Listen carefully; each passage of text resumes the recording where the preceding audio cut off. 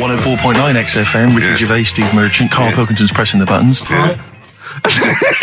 We're playing some great moments from the last 3 weeks. And some great records, Steve, from the last 2 weeks. That's true enough. Yeah. We're not actually here today. What are you up to today, Rick? It's 8 hours earlier, so this is about 2 o'clock probably. Mm-hmm. So it's about 6 o'clock in the morning. I'm still in bed, mate. I'm asleep in my hotel room. Now, where are you? We're in LA.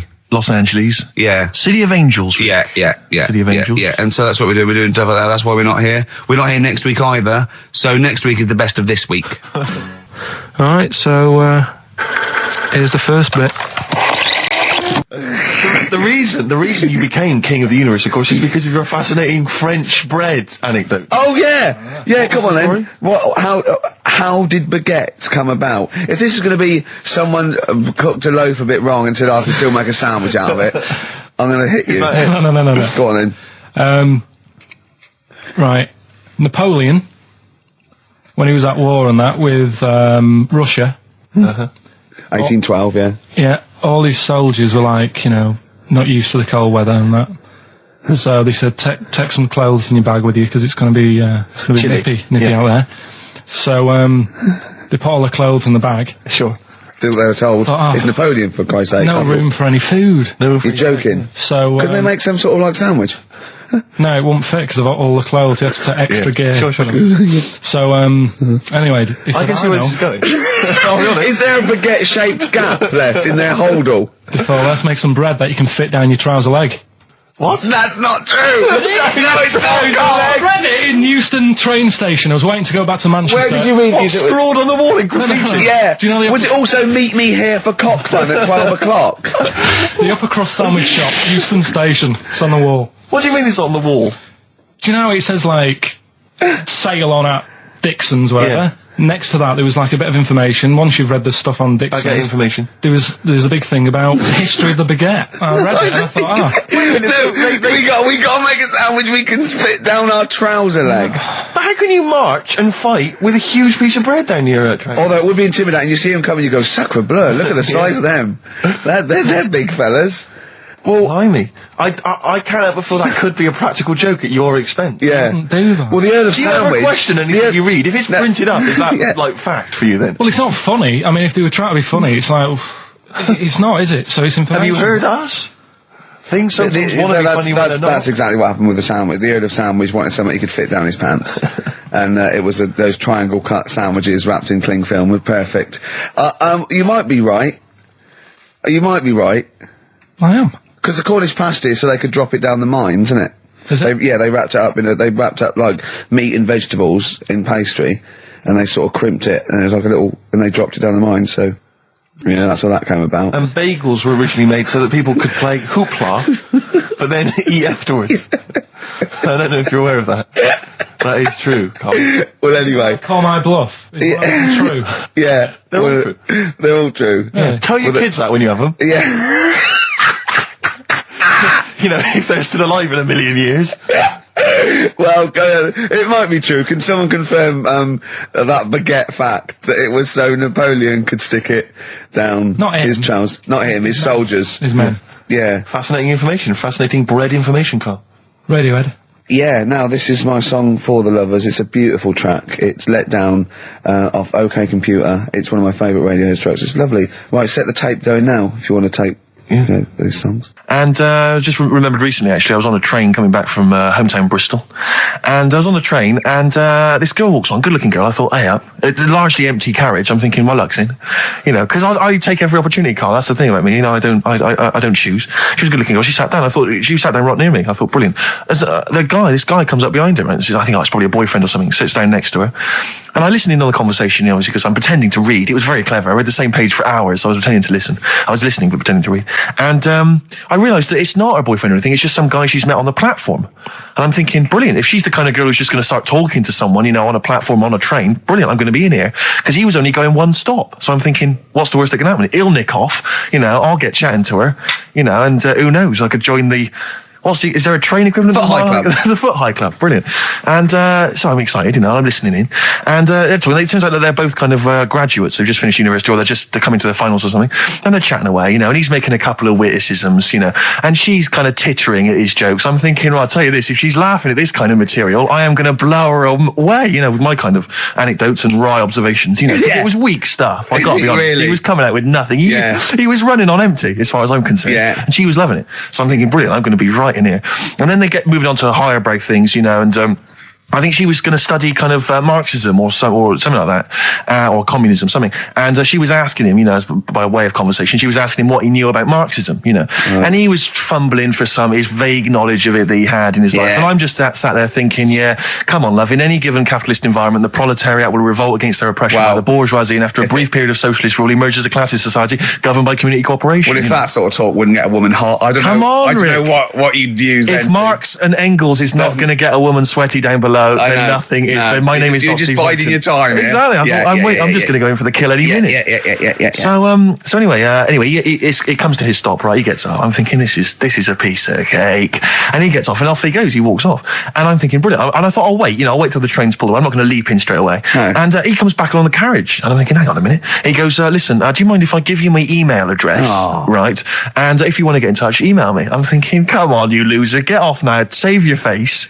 please, before it's too embarrassing. And she accepts the email address because she obviously doesn't want to hurt his feelings, whatever. I'm thinking, fair enough. She's a good woman. I'm liking her. I'm loving her. I'm thinking, that's my kind of girl.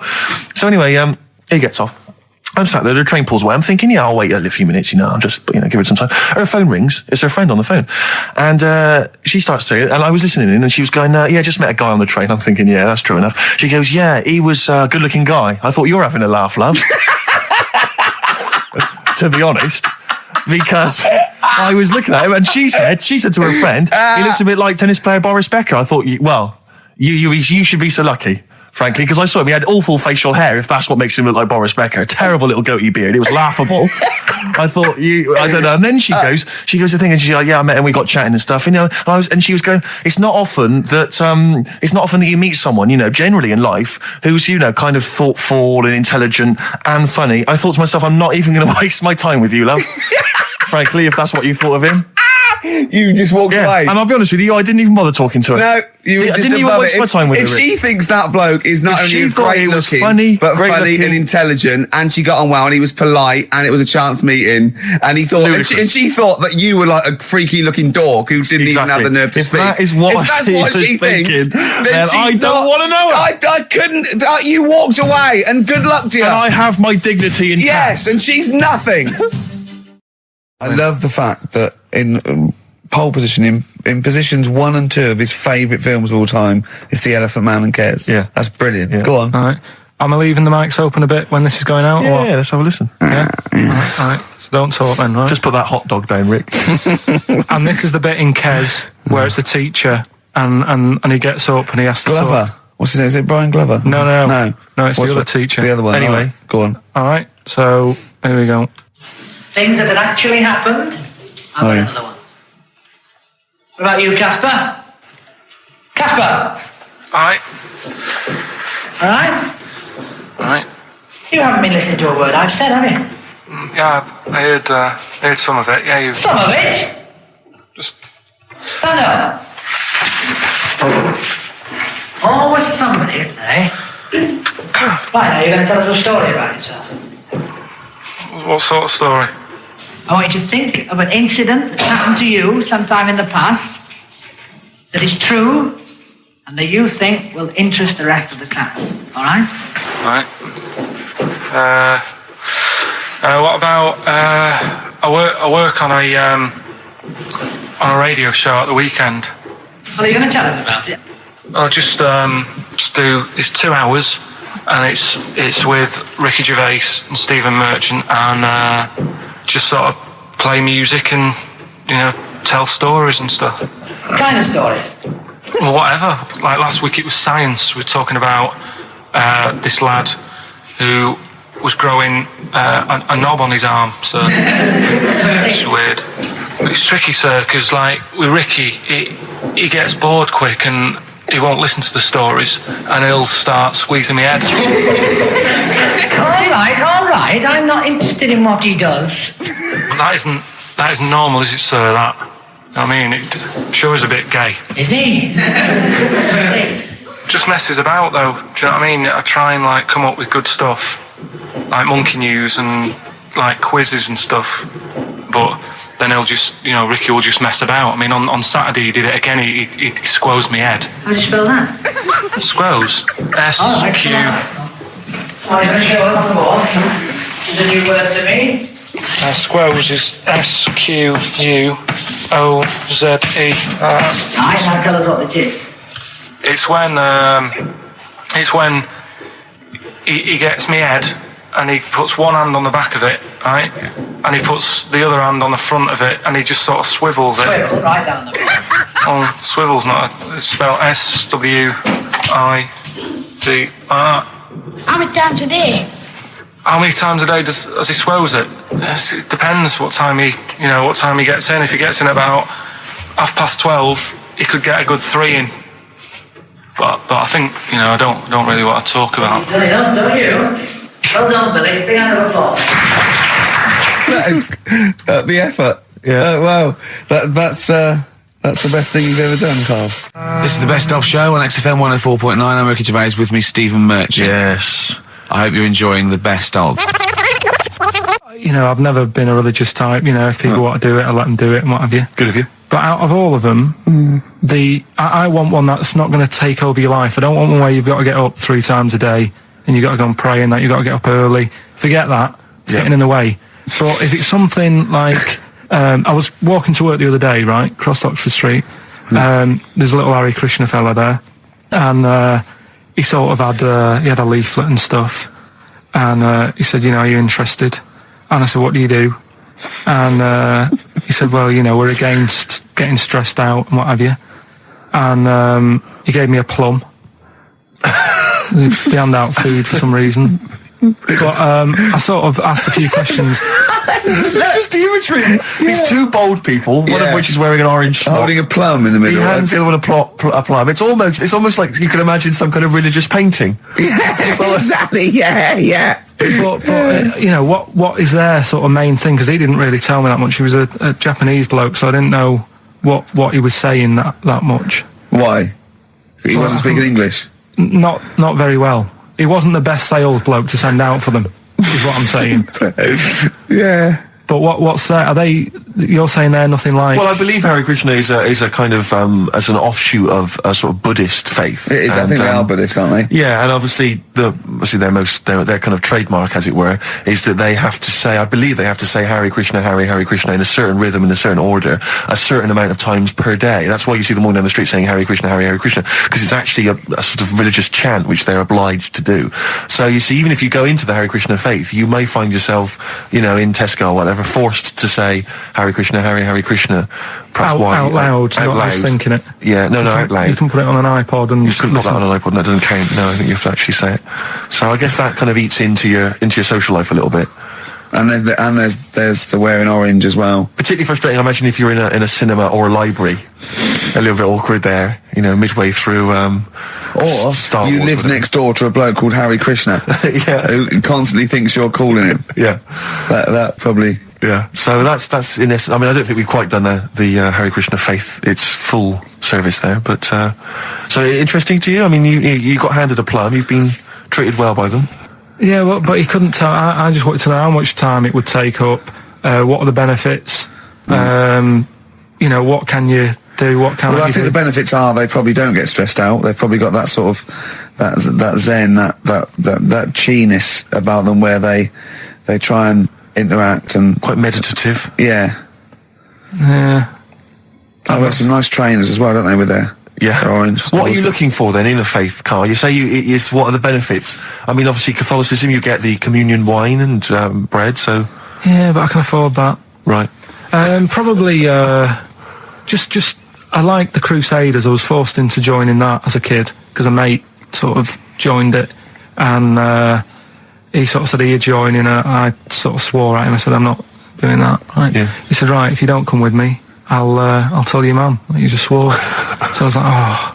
So I went. So I went along, and they used to just go on the Friday when they played, you know, Sabutio and stuff. And then I went on one Sunday, and it was totally different. There was no Sabutio. There was no sort of, you know, table tennis. The thing where you hold a thing and knock things over. Skittles. There was all that on a Friday. Went on the Sunday, it was rubbish. He said, right, sit down in this room. They gave me a Bible. Thought, this looks too heavy, this is too big. I'm not interested in this book. And I never went again. I used to hide on a Sunday when they came round.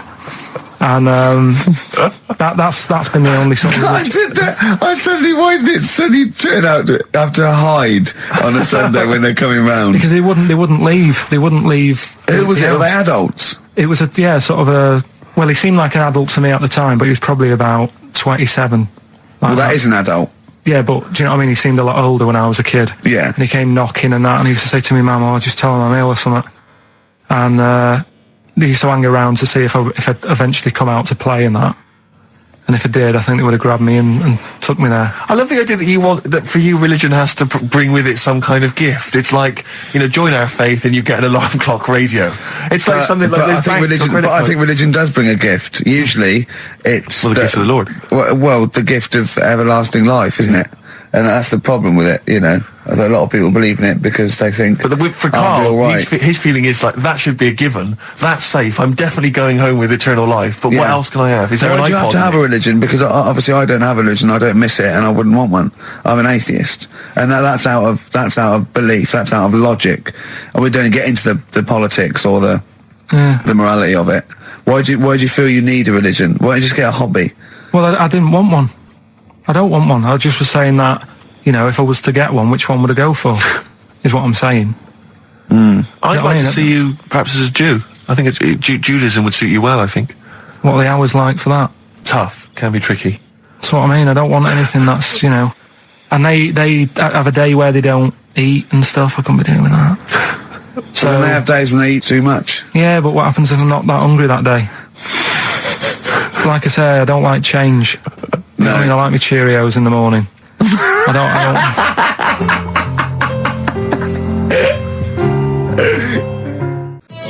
don't... Avalanches, frontier psychiatrists. Absolutely. Well, we've had lots of emails. People, obviously, we inflamed and provoked about the Cornish pasty. I've got a couple of amendments to that. The crusty bit, you know, is actually as a handle, because obviously the miners had dirty hands, and they'd eat all the stuff in the pasty, and they'd be left with this sort of crust, and they could throw that away. Also, someone told us that at one end was an apple, so you have a little sweet as well. A dessert. So, there you go. You noticed how, like, over the years we've been doing this, you know, way back when we started XFM, no one ever contributes when we ask about the music, when we ask about hip-hop, or their, you know, opinions on that, anything important. But start talking about pasties, we've had about 5 phone calls. Yeah.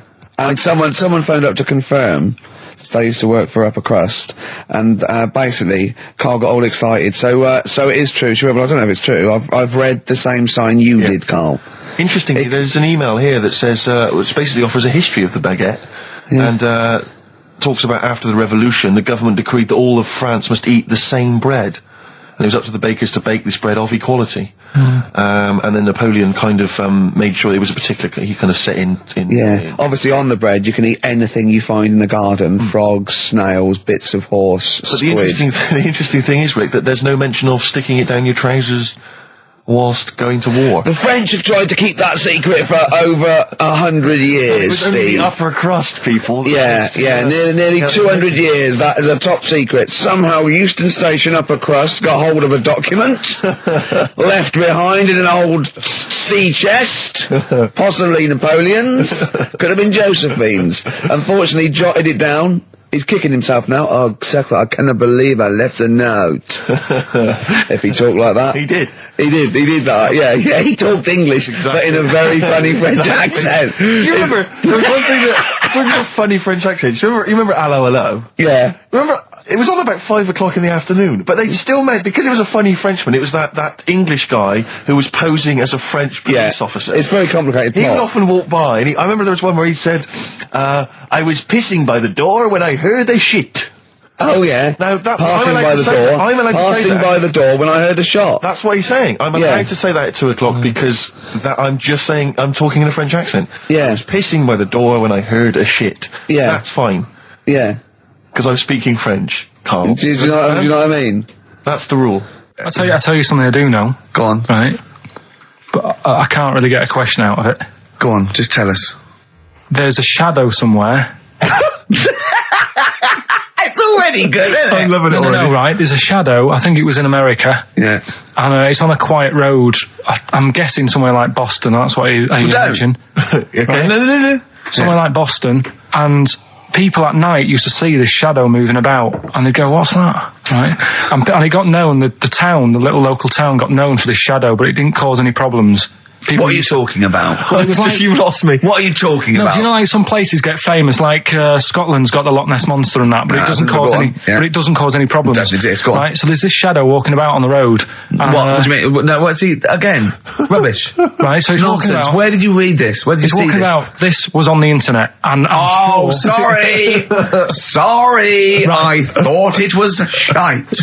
I didn't know it was on the internet. Right, so this shadow is moving about, and Independently of an object. yeah, and the local mayor and that is like, yeah, it's a bit weird, but it's not harming anyone. The mayor involved. Was he elected to that post? Hey, Mayor, we got a problem down here. Seems like a shadow. Well, it's not causing any. No, it's Is just it causing any problems? yeah. Go on. But that's the thing. It was left for years, and then it did start causing problems. I see, that's it. If you leave these shadows to go unchecked, Rick, they go crazy. Yeah. You let them run amok in the city. Yeah. You've got to stand What around did it do? on What did it roaming do? shadows. What did the shadow do? It was pushing people off the bikes. It was what? It was pushing people off the bikes. Oh! I'll find out more for that next week. Right, that'll tease Oh, them. you're a maniac! We'll do more on that. We haven't had time for Please educating. never have children. Right, listen. You are Just promise me now you'll never have kids. Like I said to you though, the reason I did this was to get that kitchen. Right? Now, Brilliant. as we speak now, right? Builder's in the flat. He's been annoying me. Of course he has. Of course he has. What's he been doing? When he turned up on Monday, right? Yeah. Wanders in, and the first thing he says to me is, said, the pub across the road, is it any good? I said, well, it doesn't matter, does it? You're working on the kitchen. Think of saying that to a builder. Probably making conversation. Probably meant, do they do a toasted sandwich? Because I've got a half-hour lunch break. Not an hour, like Karl Pilkington. So I'll probably there and get a nice, cheese and tomato sandwich. Is that packet of crisps. genuinely what you said to me? Yeah. The first thing you Yeah, said so to me? Suzanne had a go at me saying, why have you said that? He hasn't even started on it yet. I cannot believe that. You're unbelievable, Carl. And you say it's us that are rude, crass, I wasn't being thoughtless. rude. I just was letting him know. Do you know what I mean? I know what He they're up knows to. what he was there for. He had it down on his little docket. Do the kitchen this week. Yeah, but- He didn't come there and go, what did I come out for? Was it to go to the pub for a week? Why am I wearing these overalls? Yeah. Who's the little bald mank twat insulting me? Let me just check. Let me call the head office. I wasn't having a go though. I mean, they should have finished it yesterday, and they're Yeah. there now, right, Yeah. on their own. And what annoyed me is they turned up late today. Hold on, Carl. I've just realised something. They're probably listening to the radio. This, I assume, tuned to XFM, isn't it, in your kitchen? Yeah, but they don't know it's me, do they? Do you know what I mean? No. They'd go, he's got a whiny mank voice as well. So's the bloke who owns this place. And the bloke who owns this place, when I said, what's that pub like across the road, said, well, you won't be bothering that. He's working on this. No, he won't be able to put two and two together, will he? You've suddenly, the penny's dropped, doesn't it? You've suddenly realised. Look at his face! Yeah. He's suddenly realised they might know it's him. And they could be listening, and they're going to clean you out, mate. Oh, if you are the builder working in, where is it? I won't say the address, but it's, Central London, isn't it? yeah. Go Yeah. mental. Have whatever you want. Opposite Seriously. that pub that you Yeah. like, that you're... That He'll you're probably be in there now, so he won't be listening. or insulting, You know what I mean? insulting a That's a further British insult. workman. He should So have been in just go today. mental. He should have been in at 8 this morning, Just which annoyed go me anyway. mental. Why? I really don't understand why they've got to start so early, right? Yeah. But he said he'll be there for 8, turned up at 9:30, right? Wanders in, and what annoys me is, he could have left all this downstairs. He had a paper under his arm, Yeah. one of those crossword books, and a pot noodle. Now, I'm not being funny, but most of them take up quite a bit of time. A crossword book, he's not happy with just the one that's in the paper. If you're listening, if you are the builder that's listening now, doing Carl's flat, what about pissing in the laundry basket? FM 104.9, Ricky Gervais, Steve Merchant. We're not actually here. It's the best of. Look at his Told you face. It was really light, right? We've had the parrot, right? These are things that I found. Found the parrot, Right, I've told you about the dog in the car wash. Right, you didn't tell me about that. You said there's a car wash for a dog. That's all you told me. Yeah, the but parrot, you said there's a parrot. What? It's a problem at funerals. Yeah. That's nothing. That's nothing. That's nothing. Do you understand? And They used to eat cats. what else have we got? There's an elephant in India with sore feet. Why? There's an elephant in India with sore feet. I'm interested. Why? Tap dancing. Why? I didn't write that He's much trying to about break it. Roy Castle's record. He's still going. Go on. What is it? Think. It's an elephant, and it was really old. It was about 76. Right. And it had sore feet because it's old, and They don't make stair and lifts the that big, do they? roads are bad and that. Yeah, go so they said, "What are we going to do?" And the town was like, "Oh, you know, we're used to seeing it around. It's part of the thing. You know, we don't want it to have sore feet." Yeah. So they got some slippers made for it, and it had like a picture of the elephant looking happy wearing some slippers. I love Carl, his world. Where did you see this picture? That was on the internet. Right. That's a lesson, though, for any elephants listening. You know, don't wear stilettos to work every day, because it can do your feet in. So that But don't elephants have really bad memories? no, they're really good memories. Oh, do they? Yeah. Oh, well, that's good then. No, I just thought they'd forget where they put them. I thought there was something about elephants having bad memories and that. It goes on, where's my slippers? Yeah. I'm sure I left them by the test. So sorry, there's an elephant walking around wearing slippers. Yeah, that's in What India. kind of slippers? Those sort of old man ones with the sort of checkered round design. ones, I imagine. Yeah. Big round ones. There was that going on. And is it happening? Is it happier? I mean, does it feel No, more it satisfying? looked it. Did it look? How can you tell? How can you tell for elephants, please? What else is there? There was a woman who's had a breast insured for 150 grand. Right. Okay. Any more information there? What? Third party fire and theft? Don't know. It had a picture of her with them, like, you know, out.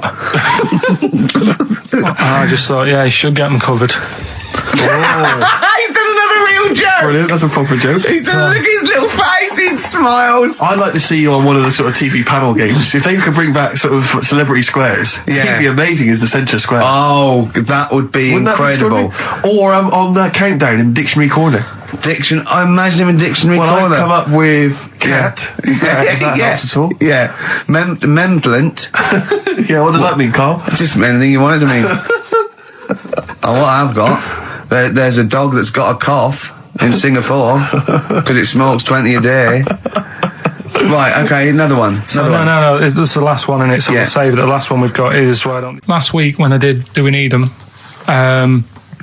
do you know when I called up one of the museums in a science museum? Yeah, you talking to me? Yeah, I'm just saying, I wanted to tell you before when the song was on, but you're so busy listening to it. Yeah, was I so busy listening to a song I was playing? Yeah, but we're doing a radio show, aren't All right, we? what's your point? Well, I just wanted to say, she emailed in to say I got her name wrong, so I'm just apologising for that. What did you call her? I think I called her Jessica. What was her name? I don't know, I've got it on email somewhere. This is not an apology. No, I'm You've just got saying. it wrong You've not again! even said her real name. How is that an apology? Well, I remember, I read the email, so yeah, I But who are you apologising to? think her name's Jackie, I think. Oh, you've got it wrong again, haven't you? Well, anyway, and she just said if you want to see dinosaurs and that, go to the museum. You were complaining about that as well, weren't you? You went to a museum and there was too many dinosaurs. He said you just need 4. No, well, Steve, have you been to the one in Knightsbridge? I think this so. one that I called up, right? It's nice. You go in, you get a good collection of stuff. You walk in, there's 3 or 4 dinosaurs. You've had enough, right? I went into New York, right? I went to the museum there, hundreds of them. You can't move for dinosaurs. Yeah. It's almost like they're responsible for them being extinct. There's loads of them. So all I'm saying is, if you want to see a dinosaur, go to the one near Knightsbridge. They've got a nice selection, some old vases and stuff. It's worth going. So, Carl, you're a second-time buyer, aren't you? But yeah. Bought one in Manchester. Lost 7 grand on that one. well, don't buy in Manchester. No, it's a good flat. It's just it wasn't. I didn't buy it to sort of make money. I thought I was going to be living there like all my life, and then a job came up here, and it was like, oh. You bought your first flat in Manchester. You assumed you would be living there for the rest of your life. Well, I wasn't in a rush. Play record, you're an idiot. Hang on a minute. So have you got a property portfolio? Have you got the 2 houses now? No, I've got rid of that one. Oh, you sold that one? Got this at flat. £7,000 Got loss. this flat. I'll tell you something that is interesting. Hold on, though. What? £7,000 lost. It's a flat in Manchester, but it could only cost about £8,000 anyway. Right, Steve, something they do now, right, they've got to do by law when you're buying, right? I was looking at one in London, right? It's haunted. They've got to tell you now. Right, don't talk shit. I'm telling you play now. a record. I'm telling you now. Yeah. There's no such thing as ghosts. That is ridiculous if that appears on a legal document. Right, if there's anyone who sells flats and does that for a living. Yeah. Right, email in, because I'm telling you now, that is a fact. She sort of dropped it in. I said, oh, nice feel here. And she said, yeah, well, that'll be the ghost. Just dropped it in, that's all they've got to do. And then I was like, what? And they went, oh, yeah. That's what I've got to do, is it? So that's the legal thing. Did you drop it in? So in court you go, did you drop it in? Yeah, I dropped it in. Play a record, you're an idiot. Did you have to have that thing done where they say, what side do you wear your member? What side you dress? They don't say what side you wear your member.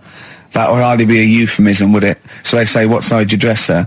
It means what side your little John Thomas leans, doesn't it, on rest, usually to the left, isn't it? Your little left testicles. If I said to you now, what side do you wear? Hang on. Do you know? It would be left. It would be the left. That's what I mean. If standing there, right, with nothing restricting it or holding it in or holding it up, right, it sort of leans, your one ball is sort of like slightly back and lower, isn't it? And your little John Thomas rests there, so it's left. And the reason they ask it is so they don't put the tape measure up on the left and squash your willy or touch your willy. So it's nothing to do with, like, well, you'll need a bit more room of sort of more material on that side, or... Well, no, I don't think they compensate. It's just when they when they stick that up into your groin, they don't want to come in contact with your little... The thing is, I don't know what side I wear stuff on. I just sort of pull my pants up and wherever it wants to go that day. But maybe it's not big enough to sort of make any, real decision. But, like now, I'm sat here, right, with my jeans on. I don't know where I am. Well, that's clear from hearing you talk. No, but what I mean is, if a fella said to me, what side are you, what side's your member on? Member? What is this use of the word member suddenly?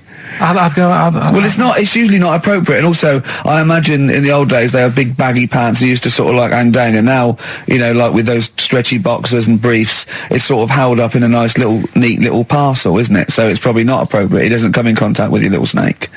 So, Did you ever, have you ever heard that? Are you telling me a tailor has asked you that and you went, what do you mean, mate? No, I've never, I've not really had one made to measure. I had one made when I was a kid, but since then I've sort of bought a suit off the hook. But when you were saying about buying a suit, I know that question sort of crops up and I don't know what the answer is. It just annoys me the way I don't know, there's no surprises anymore. Do you know what I mean? People know. What do you mean? He's going to go, right, I'm going to measure you now. Which side shall I measure? Go, well, pot luck, go on, have a look. Right, there you go. Oh, you got it. You check me out. What do you mean there's no surprises anymore? What are you talking about? Everything you say is a surprise. Everything you say, every opinion you have is a surprise to me. What I mean is, why aren't people just happy just to go, well, depends, doesn't it? I'll just pull the pants up wherever it wants to go. I'm happy. What do you mean? Why is this such a big issue? But Carl, when they ask you this question, they're not making a note of it somewhere. It's not statistical research to find out what the kind of common leaning is. It's a question so he doesn't touch it when he's using his tape measure. Just be careful. But he is being careful by asking the question. But what's wrong with him touching it anyway? If he's, it's only a slight... Fair enough. But if he just sort of, knocks it a little bit, you can just go... Do that again? To me, it's the same as the prostate thing. It's just happening all over again. But the doctor doesn't go, what side's your arse on, sir? Trying to avoid the arse. He wants to go, he knows where your arse is and he's aiming for it and he wants to get it up there. He's aiming for it for a good cause. This little fella's going, well, I've got to measure his leg. I don't want to touch the knob. I'll just ask him, sir, do you mind telling me where your cock is so I can avoid it? It's a big difference. But like I'm saying to you, I'd have to have a look first to let him know. I don't know where it is now. I don't know, it could be the left, could be the right. Are you telling me you don't know where your knob is without now? looking? What do you mean without looking? How could... Well, you're saying it as if like... Should we have a guess? Well, have a look and tell us where it is. And what are you wearing? What sort of pants are you wearing? I've got my jeans on. But you got pants on underneath them? Yeah. What are they, briefs or box shorts? Boxer shorts. Boxer shorts. Well, it's probably free, but the jeans are probably restricting it. I think it's probably either in the middle, dressed in, or just slightly to the left. Have a look. We'll tell the listeners after the break where's Karl's knob. It's a good competition. Oh, brilliant! We've got to send this to the Sony Awards people. Well, big question. Where was Karl's knob? That's what people have been hanging on for. Yeah. Where was it? Well, I can't believe people have been texting in. Hey, what, guessing where it is? People saying, is it in the middle? Is it in the left? It cost them 10p. It cost them 10p to find out. Just wait, I'm going to give out the answer. You don't win anything, right? Like, strike it lucky. Right? Bottom or middle? Right. It was to the left. Oh! Yeah. I went with the right. That's annoying. See, I thought it would be to the left. If not, maybe if it was all scrunched up, sitting down your lap right, it might just pop up to the middle. Just pop out, like, you know. Well, next week we'll be finding out where yours is. Where's Ricky's bollocks? 50 Cent in Da Club on XFM 104.9. We're playing our favourite singles of the year. Yep. And we're looking back over some of our favourite clips of the year. Right, Karl, it's a questionnaire about happiness. Oh, yeah. There's one person... Well, that should answer it right where. The first question, Karl, on a happy scale of 1 to 10, where are you on the happy scale? Is it at this moment or in general? Well, I would say generally. Okay. Yeah, but you don't always have to, like... I mean, I think I'm happy in that, but I don't always show it. You never show it. No, but it doesn't mean I'm not happy in that. Like, I'm alright at the moment. I'd say I'm probably on about an 8. I was probably at about a 9 when I woke up, right? And then sort of fell out with Suzanne over her haircut. Yeah. Right? She went for a haircut and came back with something that I didn't like. What, sorry, what did you say? So when your girlfriend walked to the door, she had her hair done, you said, I don't like it, alright? She could tell by the look on my face. But don't you say, no, I'm happy with it, I just can't tell. I'm loving it. Because then she won't have it done again. Oh, Karl, I just cannot get over you. I really can't. No, but you haven't seen it. Right? Oh, so then I was fed up, but then I thought... Sorry, what authority have you got to talk about haircuts? Yeah, you had well, officially from a barber in Manchester above a railway station in a shack, it was £2 a cut, told you have the hair of a Chinaman. Well, you wish you had the hair of a Chinaman now, you got no hair. You're a little bald man with your mouth open, so don't... Is she listening to this, Suzanne? Sitting at home with a woolly hat on? I don't know. But she knows now, doesn't she? What did you say? What did you do about it, I just said you look like someone out of Slade. Interestingly, that's what I look for in a girlfriend. Oh, God! Which one of Slade? That one with the funny hair. Not Dave Hill. Yeah. The one with the crooked fringe and the goofy... She had her teeth done as well, did she? She had 2 front teeth put in. Dumper. So anyway, So prior to that, you're on a 9. Then you saw the haircut, you're on an 8. Yeah. Yeah. And Now then, what you're on? I'm probably on about a 6 at the moment. Why? What's happened? Well, while Star Sailor was on, bit more head squeezing going on. So, yeah, about a 5 or 6. So generally speaking, what would you say you are? About 4. You're on a 4. Alright. What would you give someone who wasn't very happy? What would you give them? What are you thinking, Karl? Depends why they're not happy. They're low, okay, so what would you give them? I mean, yeah, depends, doesn't it? If it's someone who's just lost their arms and legs in an accident, you don't give them a lollipop. Sure, or some mittens. Yeah. You give them a hat. Yeah.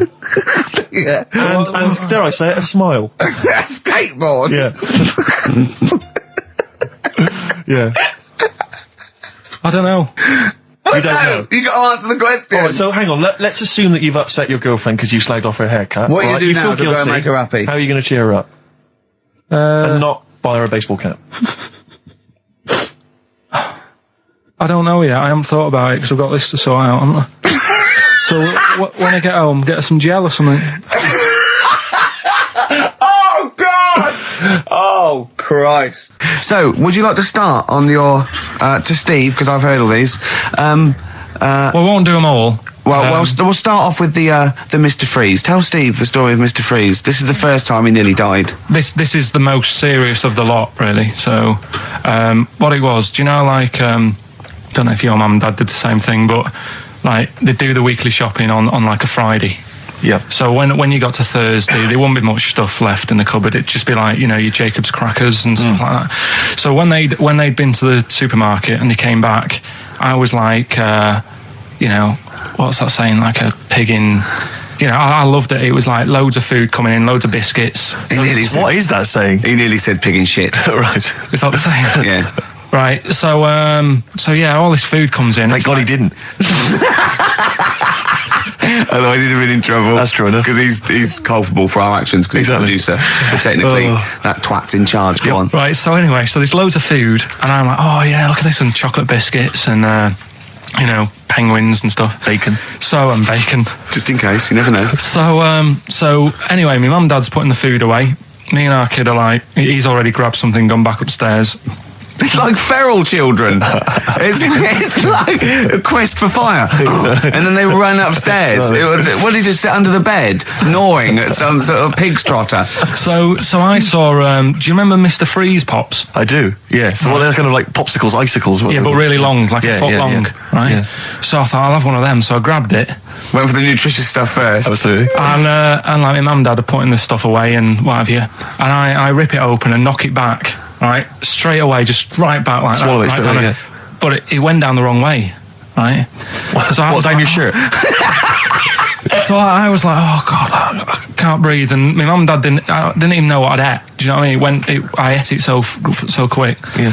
And I'm sort of tapping my mum on the back, going, and she's going, oh God, he's choking again, because I was always choking. If it was one thing, I don't know if I've got like a small throat, but I mean, even Ricky knows I can't drink that much, can I? Yeah. Do you know, or eat pebbles. I'm not a quick drinker. I'd always, I think I'm scared of like swallowing stuff. Yeah. And it was like bottle tops and mint imperials and stuff. I was always choking on stuff.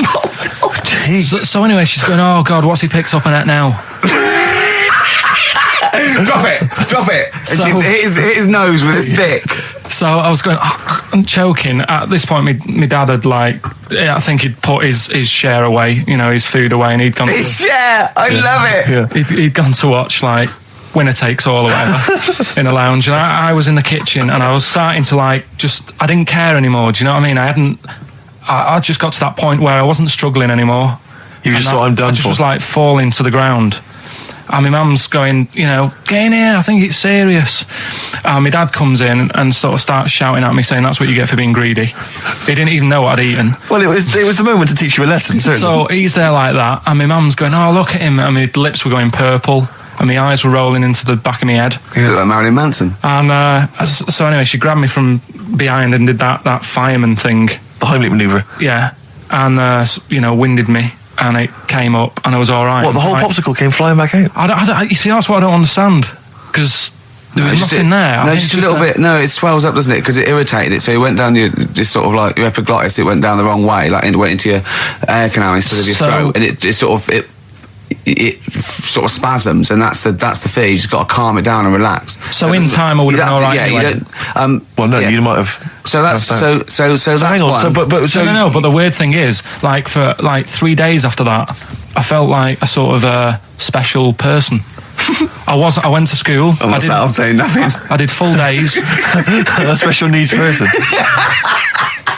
Yeah. I went to school the next 3 days after that. I didn't wag it or anything. I did full days. I love that. 3 days, turn over a new leaf. Yeah, exactly. After 3 days, you thought, screw it. Yeah, did a quick history exam. Yeah. Right, next one. Weird. That's popsicle. That's popsicle hell, we'll call that. So we're looking into animals that we get rid of. I've spoken to someone about snails. I've spoken to someone about jellyfish and that. And looking at cockroaches today. She's an expert. She's just not just some random person. No, she works in a museum, a good museum. I said I'd give it a plug. It's the one near Knightsbridge. It's got dinosaurs and that in it. It's worth seeing. Natural History Museum. Yeah. So, it's not sure. He's not sure. This is what happened.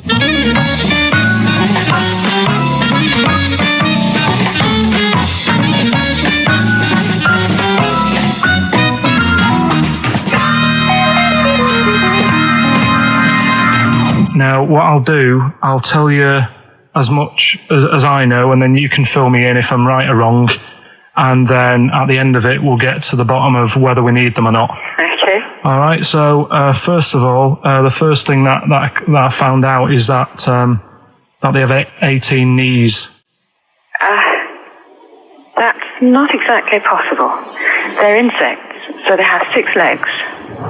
Yeah. And a knee is usually the junction between femur and tibia. That's sort of classic human knees and every other animal knee. So with 6 legs, you can only have 6 knees. Could somebody sort of got mistaken for seeing one that was a bit double jointed? I think you're grasping at straws or something. All right. Well, we might have to come back to that one then. Okay. They can hold the breath for 40 minutes. Well, they don't do that because they don't breathe in the same way as us. They breathe through little spiracles, holes down the side of the body. So, no, they're not a very apt simile because the method of breathing is so different. What do you mean?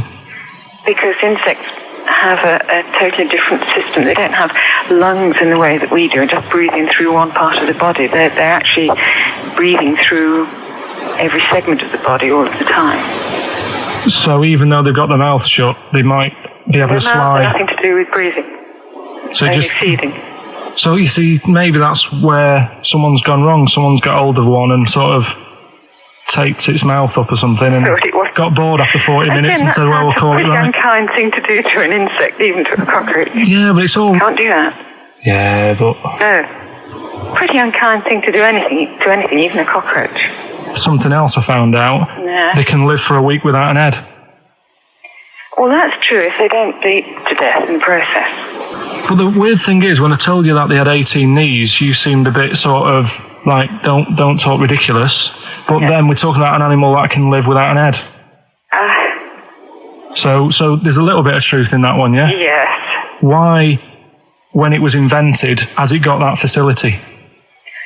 Say if someone said to humans, we could do that with humans, and, you know, if you lose your head in some accident, it gives you a bit of time to sort of go back to your family and maybe write them a note. You won't be able to have a chat, but write them a note saying it was my own fault and it was nice knowing you. Oh, well, that would be a useful facility, I agree. But cockroaches are great survivors. I mean, they've been around for over 300 million years. They're one of the most primitive insects. All right. Well, I've also...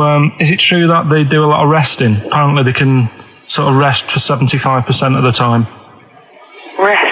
Yeah, they just sit about doing nothing. It's probably true of a vast proportion of the world's fauna. Well, I mean, maybe the 25% that they are working, they're really giving it some, so it might make up. They're probably searching out food and, they can slow down considerably. You can chill insects in the fridge and they'll become very, very quiet. You might think they're dead. Yeah, but I'm sure, you know, if we were sat in a fridge, you know, we'd go a bit quiet, wouldn't we, you know? Well, you might not know much about it, of course. Yeah, but... Not quite reading the right sources. Well, I've been using the internet. I'm sure there are many useful sources that you could find there, but some of those seem to have been a little misleading to you. So you don't agree with a lot of what I've told you there? No. So cockroaches, can we get rid of them? No. So we're keeping them then? I would say so, yeah.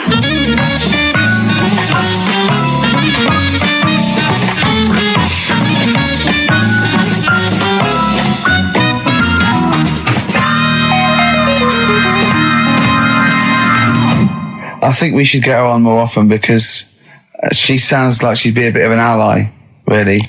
Because she knew immediately that you were talking nonsense. She even said, I think you should be more concerned about your sources, which I've been trying to tell you for a year, right? The fact, I mean, 18 knees, where did you get that from? It was on the internet. They can hold their breath for 40 minutes. I mean, I don't know what you read and take on. Mad world, isn't it?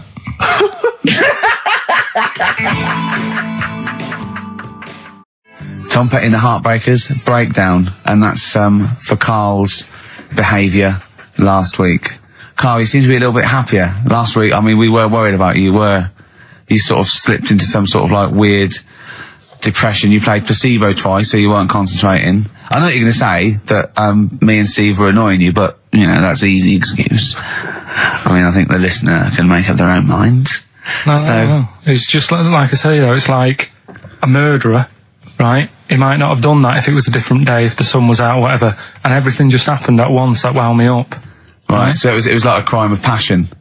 You'd be let off because those sort of you'd never put yourself, say, in a position again where you'd have two people trying to wind you up for, the sake of fun and laughter for the public on a tin pot radio station between 1 and 3 every Saturday. Yeah, but you'd never do that again, would you? Last week it wasn't just for the listeners, it was for you as well between 12 and 1. Before we were even on the air. Why? You were winding me up then. Do you know what I mean? Having a discussion. It's alright. I'm used to it, so it doesn't matter. But I found out that I can't do this job anymore. I can't do these sort of jobs where you've got to be happy all the time. Well, you don't have to be happy all the time. No, you do. You really. forget that. You forget that for the... Yeah, but I can't. Do you know what I mean? I've got things going on in my head. And do you think when Bobby Davros had a bad day that he doesn't go on stage and give 100%? No, but that's... Do you think Les Dennis let all that stuff get in his way when he did that theatre tour to the people in front? Sometimes he had audiences of 7, 15 people. Yeah, and he just went, it's them. It's not a private life. Forget that. Bang. Yeah, but good on him. Yeah. He can do that. But what I'm saying is I can't. He's a professional. So I was talking to Suzanne about it because, it did get me down last week. Suzanne's your therapist? Minder. Yeah. Saying to her, I can't do this sort of job. Normally what I do in the week, I'm tucked away in a studio. If I'm annoyed, no one knows about it. I get my head down, I get on with it. Right, do you tell them? Go on. Next. You know what I mean? Next. Right, but what's your point here? So every Saturday you've got to come here, you've got to... be happy, we've got to go, oh, Carl, are you alright? Oh, you're right, your hair looks nice. No, but you know what I mean? That's the first time, innit? Normally people listening go, he's a happy fella, do you know what I mean? They never think you're a happy fella, Carl. Well. They've never heard you laugh. No one has ever... seriously, we get emails all the time, no one's ever heard you laugh. Yeah, but I'm still happy, you don't have to... Well, are you? Yeah. You don't look happy. But anyway, that's the problem with this job. And, I was thinking about it, if do you know, like, if you're a doctor... Sure. And you're on a plane and something happens... Yeah. Even though you're on holiday... Yeah. You might have to save someone's life just because you can. Next. And I'd be thinking, I'll keep quiet. Sure. I love that. Yeah. See, that's one of the reasons why you didn't actually qualify. as a surgeon. Yeah. I mean, you can still do your consultancy stuff. Oh, sure, but, you don't actually want a knife in your hand anymore. Brilliant. So you're giving this up, are you? Sorry, and how is a doctor on a plane comparable to this? Because that is just the same situation. Do you know what I mean? He's probably got in his head, he's shut off, he's ready for his holiday. He's going to Hastings for a night. Someone, has a little bit of tummy trouble or a heart attack or whatever. Yeah. And is he a doctor on the plane? And he's like, he's going on holiday. Do you know what I mean? I've got to loosen his tie. Yeah. I can't do that. But what I don't understand, Carl, is you get paid to do this. It's not like we're forced, it's not like it's your holiday. You know that this is your job of work. This is paying for your new kitchen. Exactly. Yeah, but I've got the kitchen now. It's done, innit? Right. Yeah. So when are you stopping? When you quitting? Well, you're finishing, aren't you, in a couple of weeks for a bit? No, about 4. Yeah, we're finished on the 16th of August, yeah. But, we're only going away for like 6 or 7 weeks again, aren't we? Oh, you don't know, do you? Well, we'll give up if you give up. Tell your managing directors that. Well, that's a bit annoying. Why? Because you've just passed the buck, haven't you? I haven't passed the buck. This is 3-way. You get your name in heat. You're in the title now. It's Ricky Gervais, Steve Merchant, and Karl Pilkington. And now you want to go, I don't want to do it anymore. Well, Carl, think about it. I don't know whether you've noticed, but we don't provide anything on this show. So if you leave, we have to go. Well, let's put a song on. Now just think, don't be so selfish. Don't be so selfish. We need you. We've got nothing. Think of the... Molly's Chambers... Kings of Leon. Brilliant. On XFM 104.9. So, I'm not going to put pressure on you, Carl. I know you're scared of me saying this, right? But, I'll tell you what we do, right? We're stopping this show on the 16th of August. We're going to film the Office specials, okay? And we'd be coming back, I don't know, August, September, middle October. Mm-hmm. If Carl does. Yeah. No, I know that's pressure, but that's it. I think this is a 3-way show. So you don't have to do it.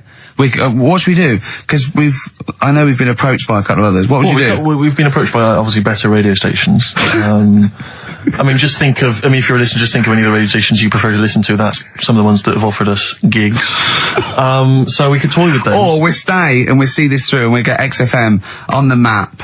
We get a few sounders next year. I know, Rick, that I know you've had a passion since you started working at XFM to get the listeners into double figures. I know that's been one of your ambitions, and I think it would be a shame to give up so soon because you've done so much hard work. Yeah. That's for you to think about. I think, so we've got 4 weeks left. That might be 4 weeks forever and never coming back, or 4 weeks for like an 8-week period. And that's for you to think about. So think if you enjoy the next 4 weeks, Carl. Yeah, but like I said to you though, the reason I did this was to get that kitchen, right? Now, brilliant. As we speak now, right? Builder's in the flat. He's been annoying me. Of course he has. Of course he has. What's he been doing? When he turned up on Monday, right? Yeah. Wanders in, and the first thing he says to me is, said, the pub across the road, is it any good?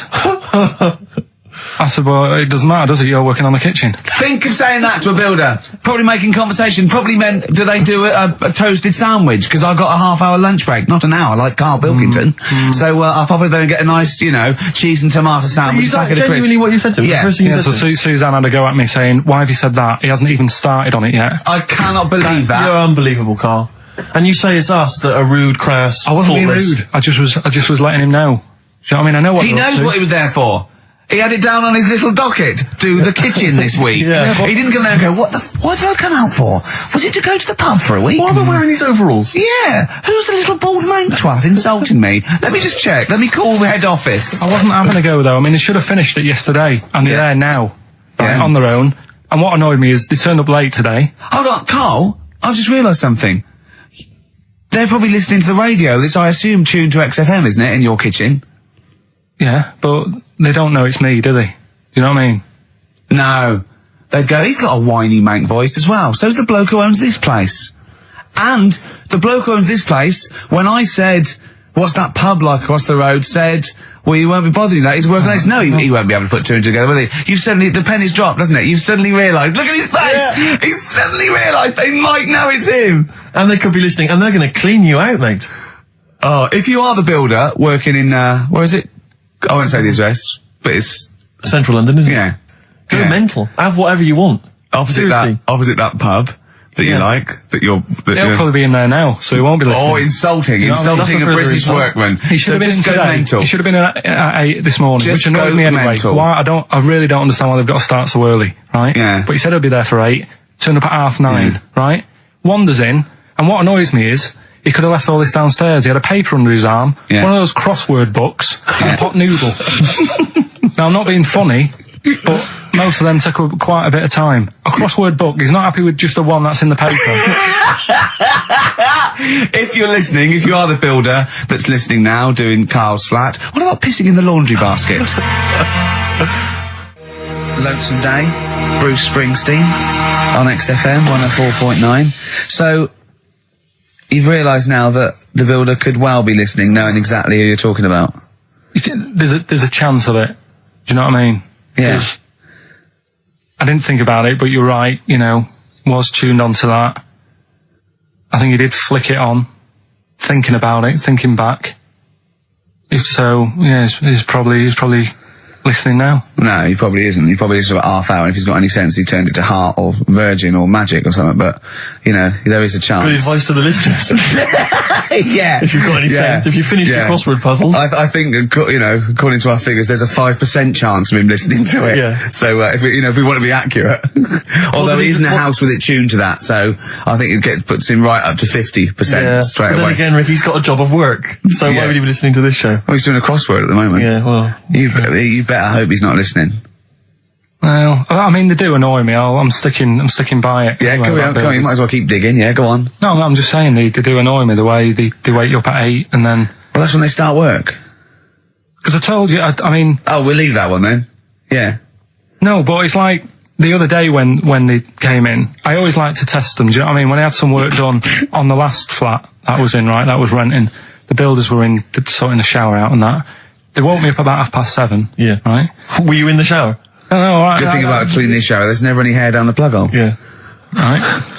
So, I left early to come to work, right? Sure. And I thought, I wonder what they're doing.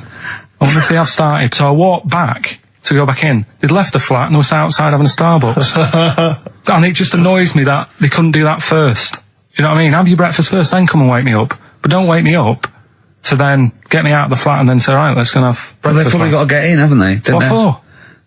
What for? They can put all the tools in the little lobby bit. Do you know what I mean? Yeah. just winds me up. Sure.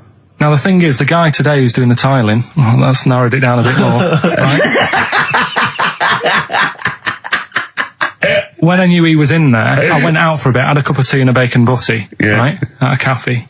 And I went back and I was really quiet, put my key in the door and opened it really quick to see what he'd be doing. And he had actually started work, so fair play to him. What if he'd just been exfoliating himself naked on the kitchen floor? Yeah. I'd say, right, caught you. Don't use my exfoliate. Yeah. So, yeah. Go through Italy, if you're listening, go through the wardrobes upstairs. Go through the wardrobe, get some stuff, yeah. They won't get anything. I've put everything in places where they wouldn't think of looking. For jewellery and stuff. So you're thinking that where have you put the jewellery? I'm not saying. Go on. So you're thinking that they're going to thieve from you as well? Okay, so if you're listening, don't think about the obvious places when you're looking for the jewellery. No. But I do things like, I would do things like, you know, just pop a little bit of urine, maybe in the salt cellar or something. Yeah. Just do something. I'd say what I do is I take the toothbrushes in the bathroom, just pop them in the toilet, flush it, and then take them back again, just pop them back in there. Leave them nothing, leave them out. When they were coming last week, I brought the biscuits to work. Suzanne was like, no, You didn't really? No, mates. You brought I your did. I brought the biscuits in to work. No, it wasn't a tin, it was just a packet of good quality cookies. Good quality cookies. Yeah, you thought I'll be down if they're out there. God. But that's what Suzanne always says, don't know, you know, why you like this, because, you know, it's not as if you've been sort of harmed as a kid or anything. But I like the fact that you just once said to us that you don't need friends. You don't like friends because they're a bit of a pain. Because they call you up and they want to be with you. Yeah, but mates are a hassle. I woke up today, right, and I think it was might have been on 5 Live or something this morning in the bedroom, right? And they were talking about how it's Nelson Mandela's birthday, 80-odd, 20,000 people turning up at his party. I thought, I'm glad I'm not in. I couldn't be doing with that. 20,000 people. Think of the carpet afterwards. I mean, a good percentage of them were putting out fag butts on his carpet. After Tommy Walsh and Charlie Dimmock, what's her name, did lovely patio and a water feature, he's gonna come back and he's gonna go, it's ruined. And what's he doing for his birthday? Karaoke? Chinese meal? Bit of karaoke? I wonder what Nelson Mandela's birthday party is like. Big cake. Bit of an enormous cake. Yeah. The Spice Girls jumping out. Yeah, it's Spice Girls, isn't it? Well, everyone. I don't know. Yeah. We are the only 3 people that hasn't met him. I thought everyone's file would have been in the cake. Yeah. Yeah. Just in case, you never know. And, if Winnie calls, I'm not here. Have you not invited her? No, of course no, definitely not. Poor Nelson. Happy birthday. How old is he? 85. Oh, well done. Well done. No, God bless him. God bless him. Oh, 85 today. Oh. Right, bit of songs of phrase next then, yeah? Do you reckon? Oh, really? What's that one? See you in a minute. Right. Silence is Easy by Star Sailor on XFM 104.9. Sorry, it just suddenly struck me something. I don't know if I mentioned it before. You mentioned that you tried to catch your guy out when you came back once. You opened the door really quickly to see what he was up to. Did I ever tell you when I was at university? Now I'm very tall and I've got enormous feet, size 14, size 14 shoes. And when I was at university, everyone, it seemed to me, was wearing Dr. Martens. It was like you had to wear a pair of Dr. Martens. It was kind of the rule. Dr. Martens is big for you. Yeah, so that's a big pair of Dr. Martens. That's where the myth of the old woman who lived in a shoe, I think, I know. People with my size shoes. Anyway, I just literally kind of moved to university. I'd been there for literally a couple of months. And obviously in that first period, you're quite keen to kind of, reinvent yourself, strike yourself, try and give an impression of perhaps being quite sophisticated, worldly, cool, all those things that, you've left behind all your childhood friends, so you're trying to, develop something. But you didn't bother, you didn't? What, sorry? You didn't bother? No, I was working hard on it, and I was kind of, I was doing alright, and I had a tie-dye shirt, I was looking good.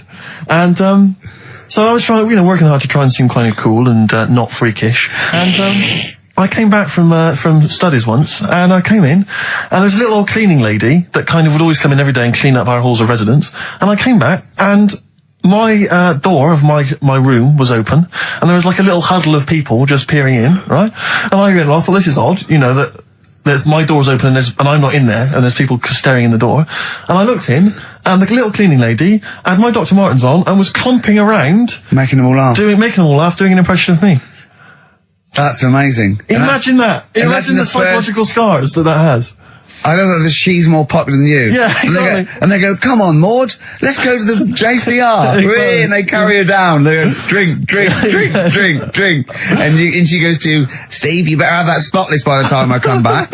You go, all right, I will. All right. But what I like is the fact that I'm sure that that's not part of the cleaner's code. The cleaner's code is you don't have the keys to everyone's room, so you can go through their belongings and play practical jokes. I mean, surely it's a kind of, there's a trust. She must have looked like a wall bracket. I went bowling with him once the first time, and we went bowling at this place. Where was it? I mean, Finsbury Park.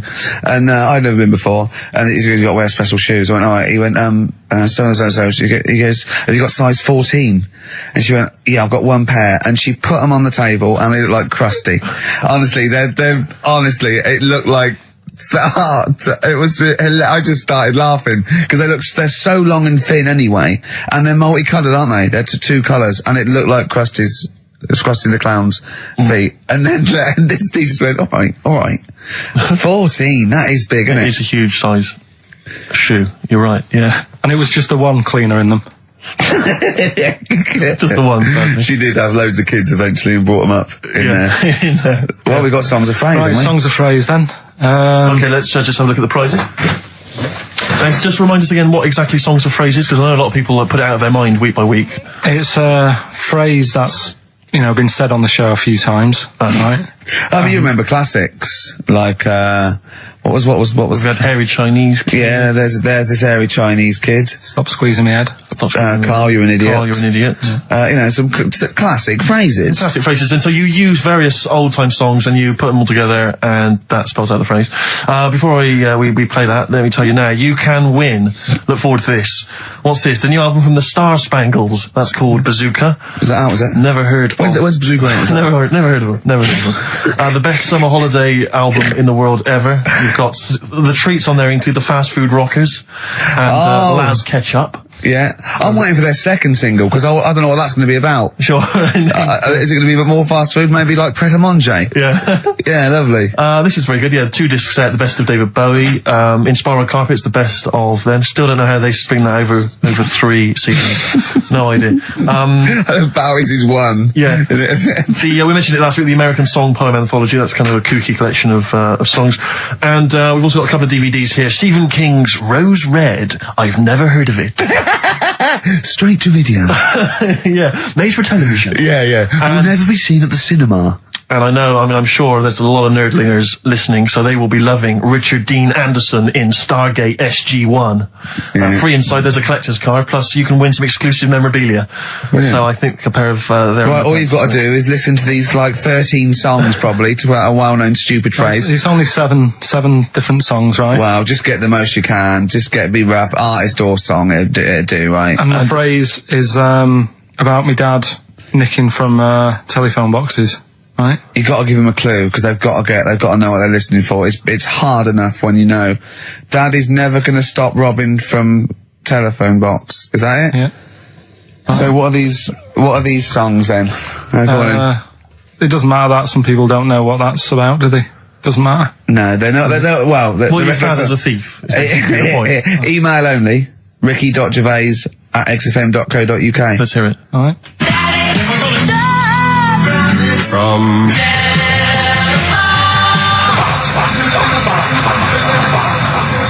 all right. Also not grammatically correct. No. So it's Daddy never gonna stop robbing from telephone box. Rubbish. Unbelievable. Play it again. I think we just need the song. That's all we're after. Yeah, just the songs. All right. From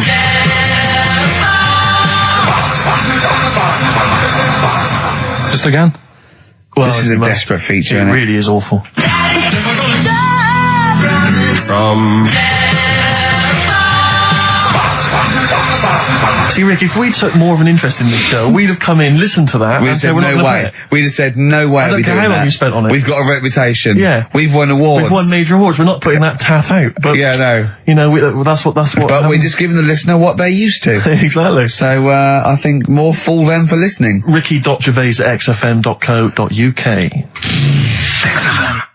Eminem, Business on XFM 104.9. Carl, can I ask, because after last week's show when you had your breakdown, you went off to Hastings with your girlfriend, stroke carer, Suzanne. Now, what does she... Because whenever we meet Suzanne, we bumped into Suzanne recently at the BBC, Ricky and I. She's always very nice to us, very polite. We have a nice little chat. But I'm always wondering, what is it that she thinks of us, really? You know, because I'm assuming you immediately go home and whinge. No, but they tortured me. You saw they tortured me on air. Now, what does she make of us? Did she listen to the show last week? Yeah, she did, yeah. She knew I was annoyed. Right. So, she sort of gave me a look like...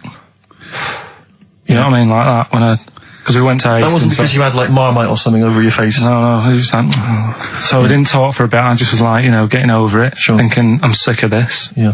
Right? You know, is the new kitchen really worth it and all that? I phoned him up, left a message after the show. I said, you seemed a bit quiet when you left. I just want to make sure it wasn't anything I said. Well, no one... You're still doing your Samaritan? yeah. And did it ring, or did you just ignore it? Did it go to answer machine? I think I turned it off. I left it off, didn't I? Yeah. Just left it off all day. And But what does she make of us? Does she genuinely think... Does she not really like us?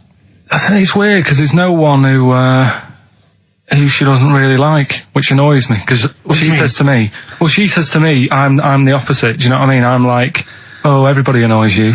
Yeah. And it's like, well, but that's my choice, right? Sure. And that's why I don't bother getting mates and that, 'cause Sure. it's just hassle. Yeah. Right? Yeah. But the problem is, sometimes me being like that affects stuff that she wants to do. So, you know, if a mate... Like, see her family and friends. Well, let's not say her family or friends, but say if one of her mates had a baby. Right. Right? Right. I mean, you know... Naming no names. So this happened? Well, I've just got to watch what I'm doing, haven't I, now? Because The builder who knows you're slagging him off and saying Nick stuff. Yeah. So, you know, she's got a few mates who have had kids recently. Right. Yeah. So one of them had a kid, yeah, go on. Right. And, she wanted to go and see it, right? And she said, you can come with us. And I was like, you know what I feel about babies. Sure. You've seen one, you've seen them all. Yeah. So, They all look like Mel Smith. Why do I need to see another one? Yeah. right? And she's like, yeah, but come and see it. You know, you get on with them. Come and see them. And I was like, it's a long way away. Yeah. You know what I mean? That's probably narrowed it down again. Yeah. So, and that annoys her, because I can't be bothered. Do you know What I did mean? you say? Did you say, oh, no, I'm not coming to see him, I don't I'm like not him? going all the way to Swindon. What is he, did he, yeah, or Birmingham, or Cornwall. Yeah, wherever. Well, you know who you are, if you had a baby, Yeah, sort of in the but- last, and Carl didn't show up. Carl didn't show up, and Suzanne said, what the excuse did she say? You were working or busy or? No, well, to be fair, I was working, right? And they Yeah. are nice people and stuff. Oh, now you're backtracking, because No, now, I'm just do saying, they yeah. listen? Yeah, Do they listen to the show? They might do. So you know they listen to the show. So once again, you've got an anecdote where the people who you've admitted to not liking to see their baby or No, care about no, them no, are no. listening to the show. No. Maybe it's, I don't know, maybe the builder's listening once They're again. nice people, I like them. Just some of their baby. sneeze in the chili pot. When the kid's older, I'll go and see them. Yeah. Just, do you know what I mean? When it's got its own little character. As a baby, it could be any baby. Do you know what I mean? It's got nothing to offer me. I know what you mean. It could be a toy baby. But you know what I mean? It could be a bag of sugar. No, I know what you mean, yeah. When it can start talking and, you know. And lend Play you around money. with it. yeah. Got good toys and stuff. It's well worth going, but at the Yeah. moment, Yeah, nothing. I'll see it when it's about He 6. goes, oh, you want to go? Yeah, brilliant. Put it to bed. Let's have a game of Scrabble. Yeah. Do you know what I mean? Yeah. But yeah, that's what we were talking about on our way to Hastings last week. For me, that's where I went to chill after the. And that's where you decided you couldn't give 100% to the public if you weren't having a good day, like me and Steve do.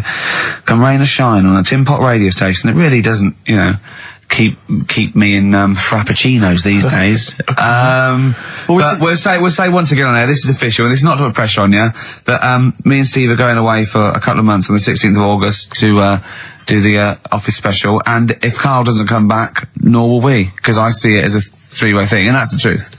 Rick, you've said that a couple of times now, as though you're expecting a flood of emails and calls. Nothing. No, I'm just trying to get in pressure There's been nothing. because I know for a fact that they want us to come back, and I know. I think maybe not the listeners though. No, the listeners don't care. They don't care, Listeners no. couldn't give it. They don't care. Who stands in? Do you know what I mean? Instantly, what frequency is Magic? It's 105.4. Worth checking out because I had a great. Heart is 106.2. I think. Virgin's 105. Bloody good station. What is that? 105.8. Yeah. which is Well, check press good. for details, but Yeah. or watch some cable TV. There's some good stuff on. Yeah, Kisses 100. That's easy to remember. There's a new Ride album out, gentlemen. I think you're probably quite excited.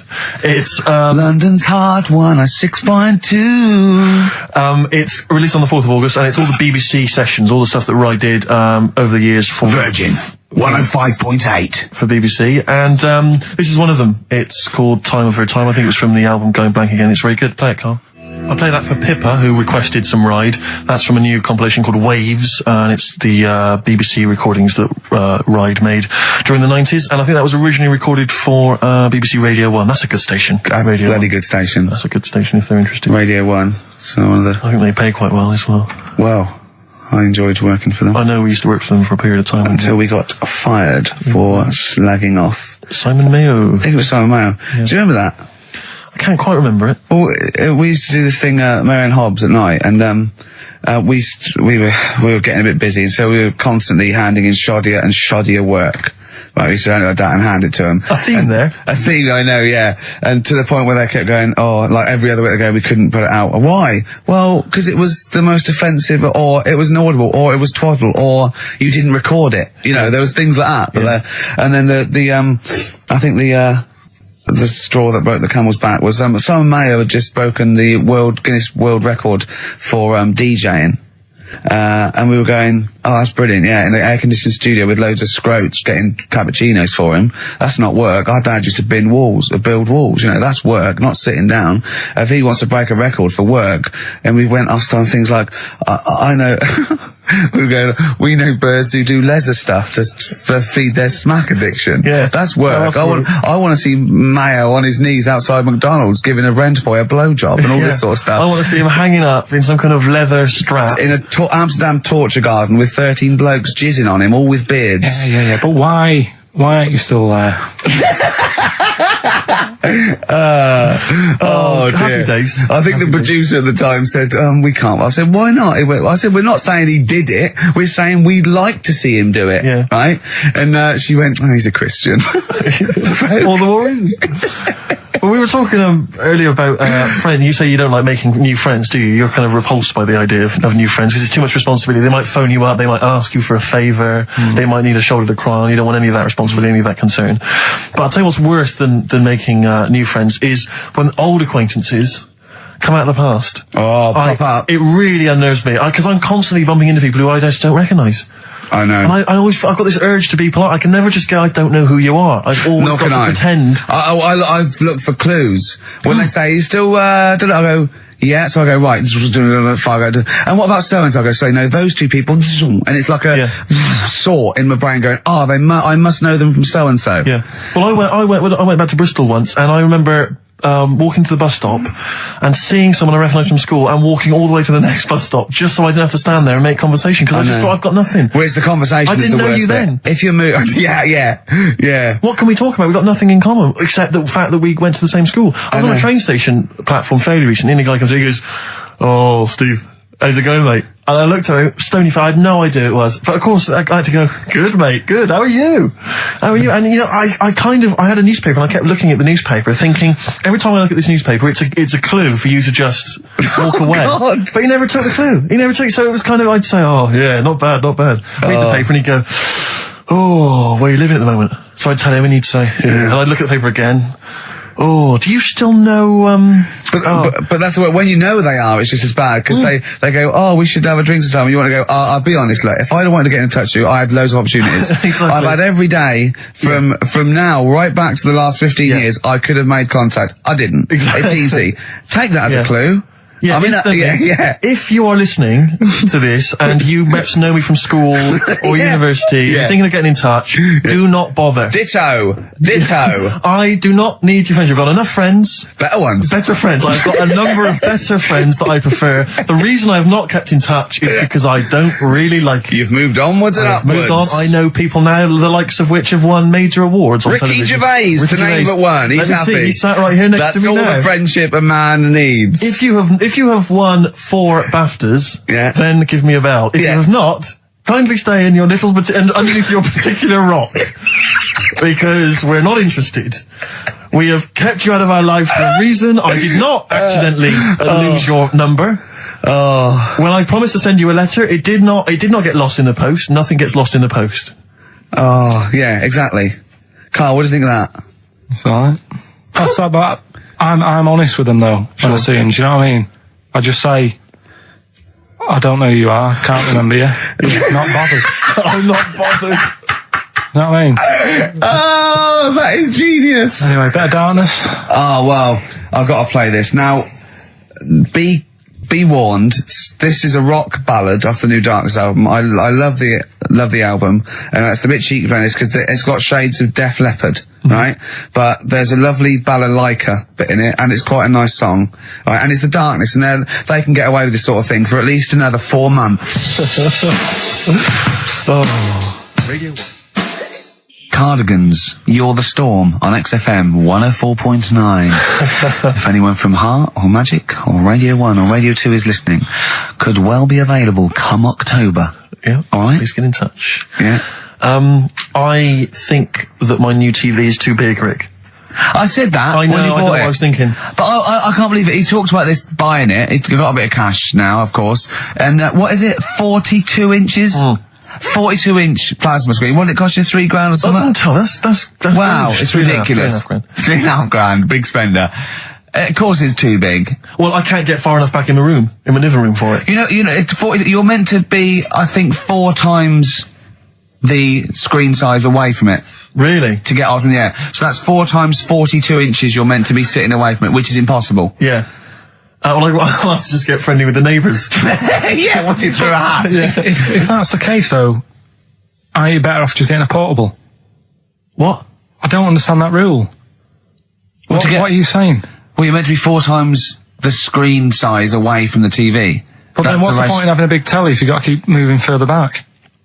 Get a portable. and sit right next to it. Is that how they sell it? Is that what they say to you? Well, no, it's a rule, but I do see your point. Why do people go to the cinema then? Did you see films that aren't out yet? Fair enough, he's got you there. Done. I tell you this though, I had it delivered, and are you supposed to tip delivery men? Of course you are. I don't know. I've never had anything delivered before. Not if it's a courier with an envelope, but if it's a bloke who's struggled up the stairs, two fat blokes with a fridge, then give him a £5 for a drink. But the problem was, I didn't realise, and I was thinking to myself, I wonder if I've got to tip him. And the guy was leaving, and my mobile phone went off in my pocket, and I reached in to get it. He put his hand out, thinking it was a tip. I went, it's just my phone. I felt terrible after he left. I didn't know. What was I going to do? Run down the street and offer him a £5? No, of course not. No, I'm not made money. I just spent it on TV. Yeah, I got no money, mate. No. I just spent it all on this. I had to clean out my jar, everything, the drawers. Yeah, I'd take some bottles back. The problem was, it took me forever to wire it in. I thought, I'm not going to pay for someone to wire it up, you know. So it took me about 3 hours to wire it in, and it was huge, and I got it switched on. And the first programme that was on when I got it wired in was Bargain Hunt.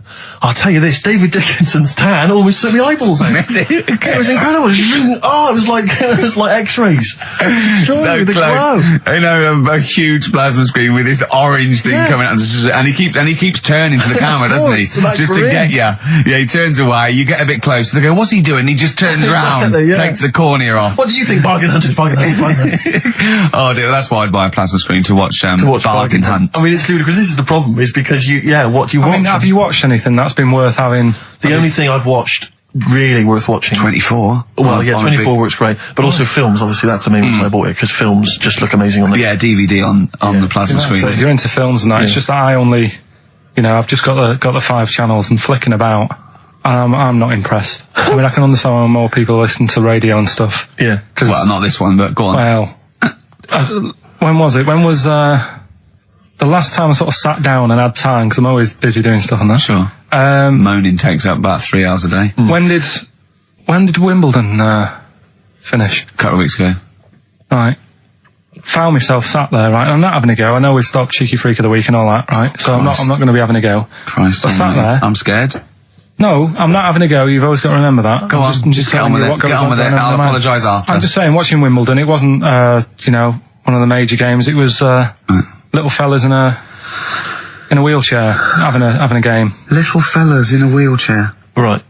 But for me, I mean, great. They're doing a sport and everything. Don't put it on the telly. What was up with it? It wasn't like, a rally going on.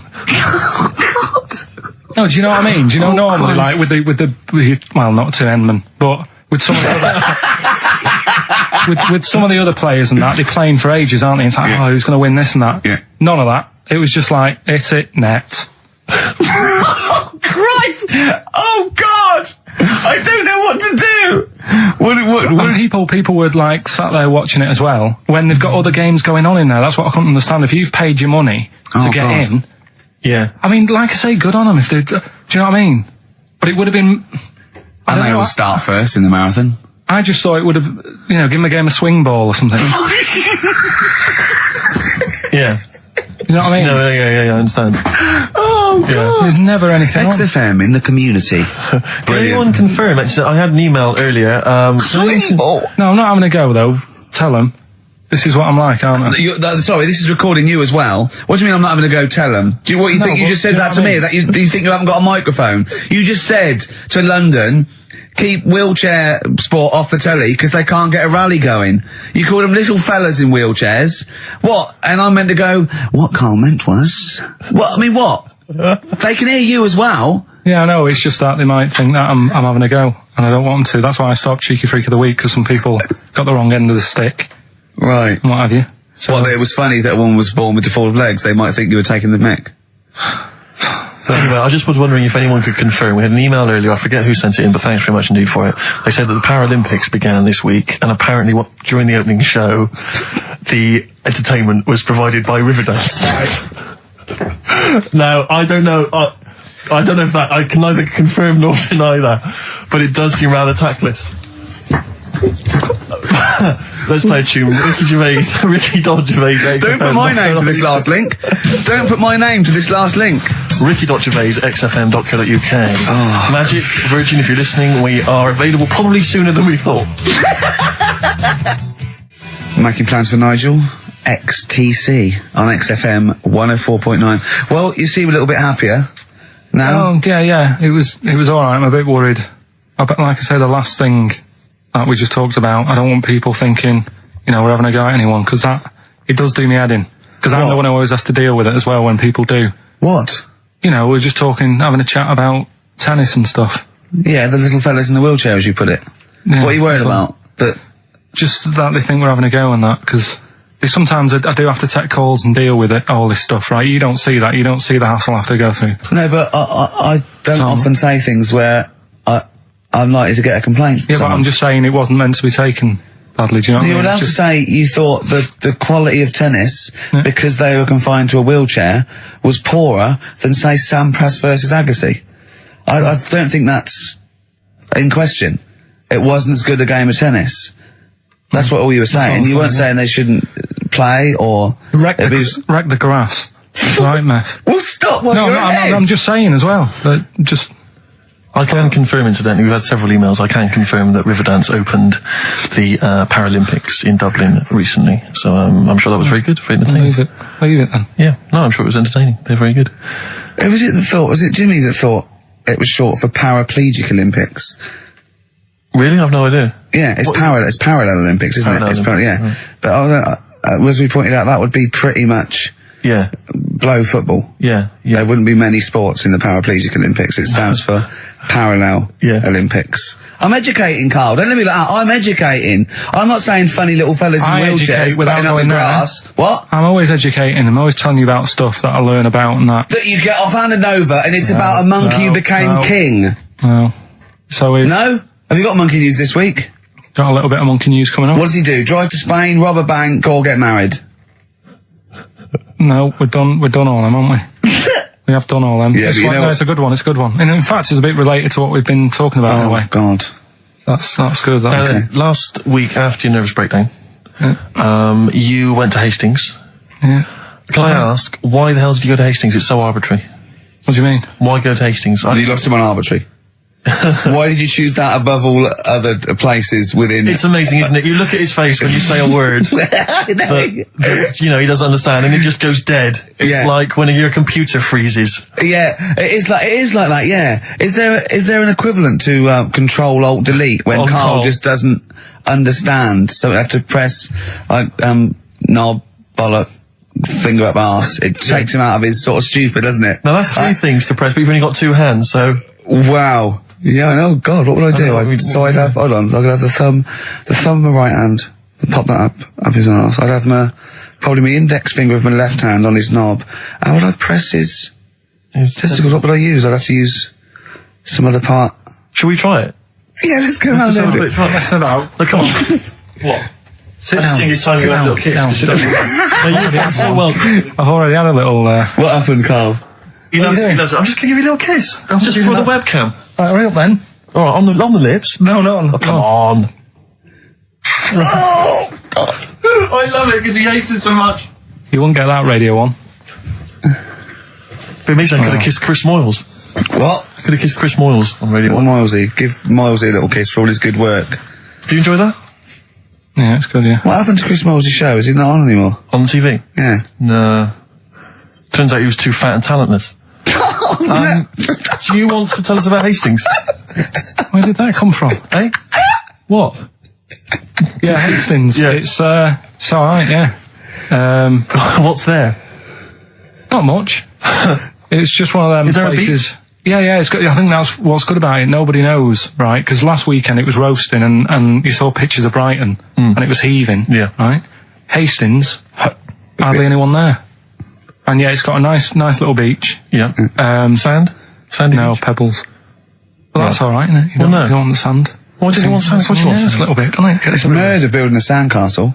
No, you just sit there. You can't walk on pebbles, can you? It's, What do you mean? Well, it's all kind of, it's sort of a bit, dodgy It's underfoot. all right. The only annoying thing is, right, it's one of them places that it's great to visit for a day. Yeah. But I wonder how people who live there get by. Why? Because all the shops are like them things that you go in and it's like a little pebble with a pebble stuck on the top and it says Hastings on it. So every shop does that. If you want bread and milk, You're done for. it's murder. Yeah. There must be a supermarket. I didn't see any. Seriously, it's all novelty things like that. Yeah. And then when I got back into London... Their houses. Yeah. Just covered in pebbles and like seashells and stuff. Oh, not rock for tea again. But the funny thing is, right, it's the first time I sort of noticed somewhere like that. When you go, what do you do if you just want some Brillo pads or whatever? I'm walking in London. Never concerned me that. Never needed Brillo pads in my life. No, but you know what I mean. The sort of things that it's a bit tricky to find. But in London, you've got the coverage. Yeah. Now the weird thing is, I was walking home from had a drink the other night, right? Yeah. Walking down the road, and there was a shop that just sold in London, chess pieces. Yeah. Is that the one on Great Portland Street? Round the corner from it. Yeah. But I think that's mental. I remember being in Brighton once and seeing a shop, and all it sold was the foam you put inside cushions. Yeah, there's one of those at Pentonville Road. But I don't know who opens a shop like that. I know where these I'll tell things you, are. There's a hole in the market. Yeah. What was that shop we walked past yesterday? And it was like something really, really... chef uniform shop. Yeah. It's Dundee Street. Yeah. I'll tell you what, I opened a chef uniform. Mainly sort of check trousers and white hats. But there must be a lot of chefs around. I'm eating all the time. Someone's making the food. Yeah. The funny thing is, on the chess shop, right, they mustn't have been doing that well. And someone must have, the bosses must have been sat there going, not really working this, is it? Yeah, right? people only buy one chess set in their life. Yes. Right. Yeah, but the funny thing is, on the door, it's just said, come in and browse. Which I thought was odd. Did right? you? No, it was shut. Right? but the funny thing is, right, so you can imagine them sat there going, oh, it's not doing that well. And it's changed, they've actually changed the name of the shop now. Yeah. And now it says chess and bridge. Right, they've had to expand. So they've opened it up a little bit. Yeah. But still, What do you buy for bridge, if not I don't know. cards? I don't know. I don't know, I don't play bridge, but I don't know, I don't think you need a lot of stuff for bridge, except a pack of cards. I remember going a table. when I was on Three friends. on holiday once in Devon, past a shop. I don't know if you ever need it. If you ever need an antique marionette, let me know. I know where there's a shop. Okay, yeah. Antique marionettes. I know. Again, you only need one, unless But I you're a want to know collector. who goes into this business. Well, son, what are you doing? Going to university to do law, father. Well, there's a factory there that makes the little plastic bits that goes on the end of chair legs. Do you want to take it over from me? We're not ready, no. It's all set up. Yeah. It's all set up. Oh, God. All right, Dad, but just for a couple of years. Someone's got to make them. Someone's got to make the little plastic bits that go on the end of chairs. Well, if you make them, call us on the 123497734. Weird though, isn't it? Weird though, isn't it? Right, listen, songs of phrase answers next. We'll go out of the way. I'll tell you what, play it once more so that people have got a chance to actually enter. Hang on, If you can't be bothered. keep talking. Oh, I can't be Should be ready, Carl. This is terrible. Here we go.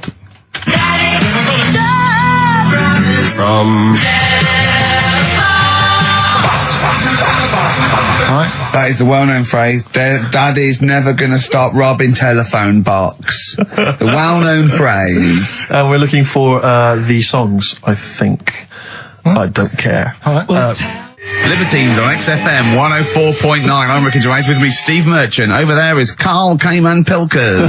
I'd be great for Heart. You really would. Wouldn't I? You really Virgin, I'd probably. BBC Radio 2 be my first. All one. Late night one would be good. All good stations, all professional stations. Yeah, 4 All weeks to have an go. audience, all 4 have weeks to go before we may give up or we may come back. Who knows? It's all up to Karl Pilkington. Can I just extend an apology? I was a little bit crass earlier, and I made some unsavoury remarks about Radio 1 DJ Chris Moyles. I'd like to apologise. Funny man, Chris Moyles. I would like to apologise for that, but it gave me an idea. You, the listeners, who do you hate? Email in ricky.gervais@xfm.co.uk. I just think that we've never really used XFM as a kind of, as a research tool, really, and it seems to me that we can get great And opportunity it's here. this, we don't sort of do this thing, we don't go on there and sort of like slag off other people and people in the public eye. Well, we pick on targets that That can't fight back. Helpless, the elderly, people suffering in some way that really, and particularly we don't want to pick on people like Chris Moyles who's got a big platform, much bigger We platform. want people who can't answer back. Yeah, so, who do you hate? That's us. Who do you hate? I don't want people you went to school with or your Do you know boss. what I hate, Steve? Who do you hate, Rick? Right, my top three, just in your top three, would be Hitler, Yeah. Mussolini, and General Pinochet. Really? No, probably Moylesy, Harry Potter, and Jamie Oliver. Nice. But what are your top three? No, don't make them comical. Don't make them. These are the people that wind you up when you see them on TV. If you hear them on the radio, if you see them in a magazine, they make your kind of blood boil. Might be us. It could be us. I'm expecting that. We know that. We're not stupid. We could take it as read that it's us. Yeah. And then if anyone other let's than us- assume it's us, so we want other people. Yeah. But I want to draw up the top 5 people. I don't want to hear things like Tony Blair and Jeffrey Archer and fascism. No. Just people who make your flesh crawl for no fault of their own. Well, really? Well, sometimes their own because Yeah, they're yeah. talentless or fat. But that'd be good. That'd be a good long-term poll over the next 4 weeks. And then in 4 weeks' time we go, well, we're off. We're in the top 10. Exactly. But here are the other 9. So I think it's just genuinely going to be quite interesting. So ricky.gervais@xfm.co.uk. Maybe who you hate and why. It's like giving a reason in the diary room. Yeah, that would You work. can't just nominate someone. You've got to say and why. Sure. But if you can't be bothered to write and why, just nominate. Yeah. Because that means we've got a lot of reading to do if they start doing that, Rick. Yeah. Keep it down to one sentence. Yeah. So the reason to be so-and-so because they can't walk. Something like that. Sure. Maybe. Now then, we were playing earlier songs of phrase. We have had, the answers I could literally count on the fingers of one hand. Now the right answers, even less so. But, do you want to play it once more, Carl? Oh, God.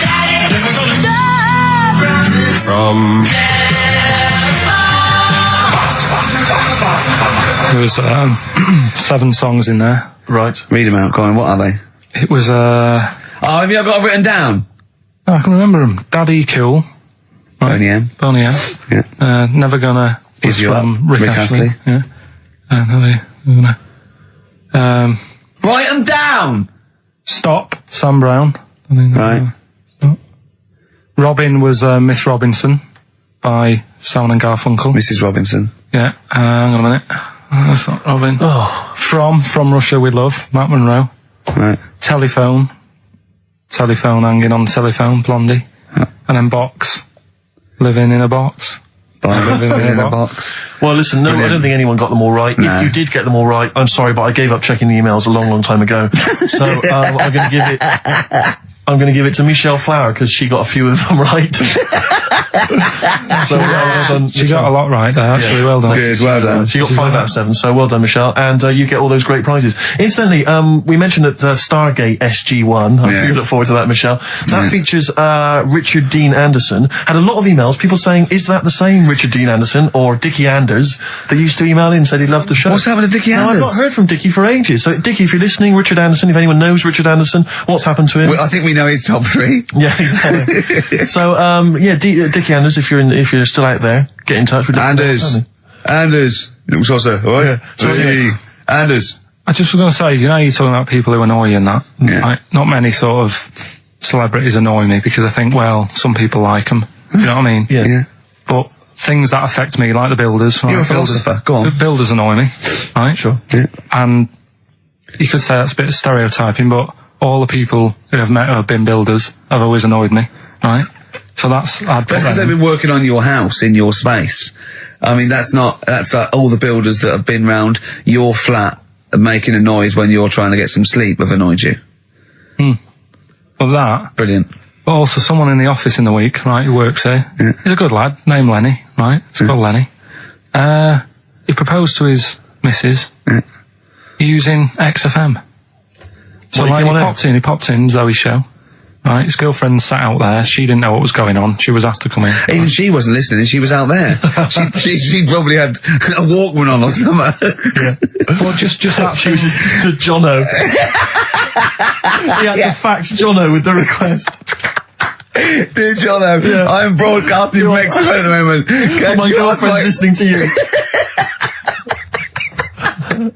Oh God, London's Hot 106.2. Great stuff. But it's just that thing of like abusing your position. I think annoys me. Do you know what I mean? Yeah. Because I just was thinking, if he worked for a cab company, would he have done that over? That's one of my hates. People who abuse. Do you know what I hate? Dictators who have just sort of like they've got there by unfair means. Now they're sort of like hurting the little people and that. Really? Yeah, that's what I hate the most. Yeah. Do you know what I don't like? What? Famine. No, it winds me right up. Famine and disease. Oh, I get so annoyed with it. Tune from Wilco. This is called I'm the Man Who Loves You from their album Yankee Hotel Foxtrot. XFM 104.9. Who do you hate? Ricky Gervais, xfm.co.uk. Fascists. Wilco from their album Yankee Hotel Foxtrot, and that's a song called I'm the Man Who Loves You, XFM 104.9. Isn't that brilliant? Van Dando, All My Life. Beautiful. On XFM 104.9. Well, that's nearly it. It's the big one. It's what people tune in for. They probably tune in about 10 to these days. For Monkey News. With, Karl Pilkington. Can we hear the jingle? Only 4 to go.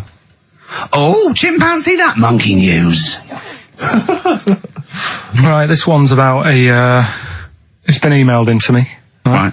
I haven't really had time to check it out this week. No, you're joking. Been busy. Ooh, I hope it's not stupid. Goes back to 1908, and the person's saying it's a good story and that, and they're surprised they haven't picked up on it yet. Right. The Olympics, right? In 1908 in London. Apparently it was meant to happen in Italy, but it was cancelled. Don't know why. Right, and it happened in London. Anyway, 400 metres. Right, it was meant to. There was a fella who was going to do the run, right, and the favourite to win it was this Bulgarian guy, right? Who was like a newcomer. Okay, these are a few things it cannot be. One, he injures himself, so a monkey steps in and wins. 2, he does a drugs test. It turns out that he is a monkey. So if it's either of those, right, I'm gonna go mad. So anyway, so the fella, right, this favourite, everyone's putting the money on him, thinking, yeah, he's going to do it. Is he hairy? Is this bloke hairy? So anyway, so the race happens. Yeah. And everybody's lined up, ready to run. And, everyone's saying, yeah, he's going to win, he's going to win. Then suddenly, a bit of murmuring going on. People going, oh, what's going on here? Right. He's eating a banana.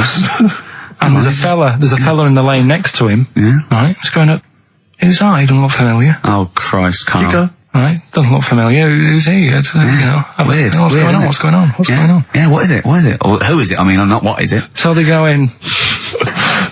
So So they say, well, he might not be that any good. Do you know what I mean? He might not be good. He might. It's Just a bit short, and he's only 3'6", and he's hunched over on his knuckles. So, I didn't realise it was fancy dress. yeah. So I don't think he's going to be any good. So the race starts. Oh, he's put his finger up his arse. That's weird for a runner to do that before a race.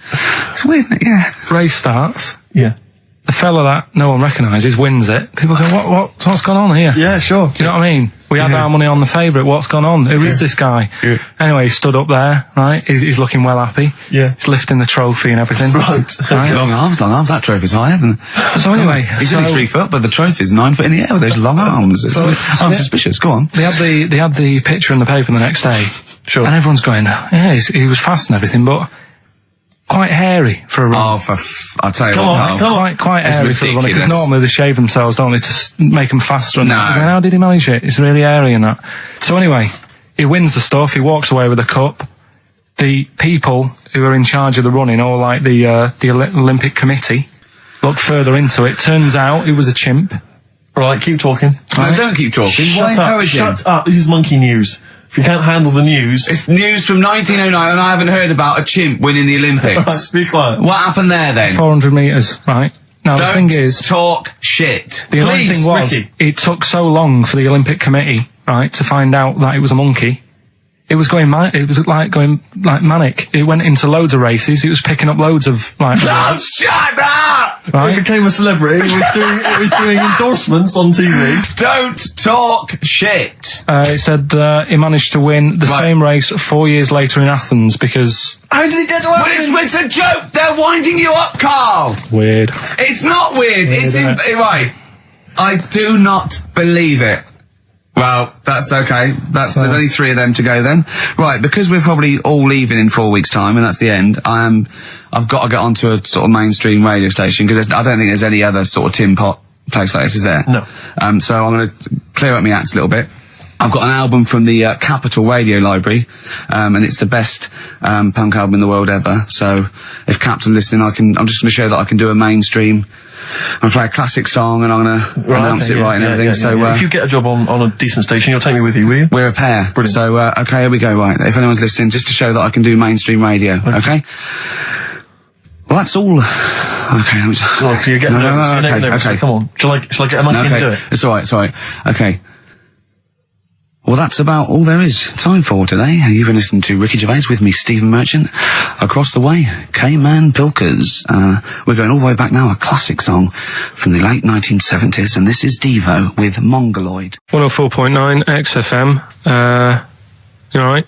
This is Carl, producer of Ricky Gervais and Steve Merchant. They're not about today. Ricky's on holiday. Steve couldn't be bothered.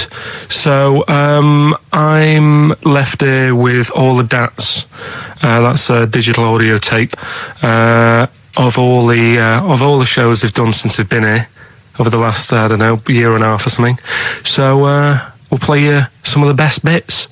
Alright, so here's the first bit. Like, that got a load of attention in the press. But the Trisha programme got nothing. Okay. Which, I know, well, Steve called me up in the week, right? Like 10 o'clock in the morning, I was at work, and he goes, What do you think so at 10 o'clock? Preparing this show. Most people go to work about 8 or 9. Are you watching Trisha and that? I said, no, what is it? He goes, oh, you'll be loving it, right? Freaks, was it, Help Me, My Mum's a Freak? Siamese twins. Right, so I couldn't watch it, but he said, oh, it might be on again, because they repeat stuff on ITV2. Right. So I had my dinner late, right, instead of having it at like 1 o'clock like I normally do. Yeah. I had it at like 2:30. Yeah. Sat in the office, put the telly on, ITV2. These Siamese twins. Did it blow your mind? It was amazing. You know, we talk about a lot of things on the show quite a lot. The Airy kids crop up a lot. I was waiting. It's been 10 minutes and you haven't mentioned the Airy kid. Right, and last week we were talking about Siamese twins, weren't we? So it was weird that this programme was on, but it was amazing. I mean, what I think you can't refer to them as Siamese twins. I think they're known as conjoined twins. Why?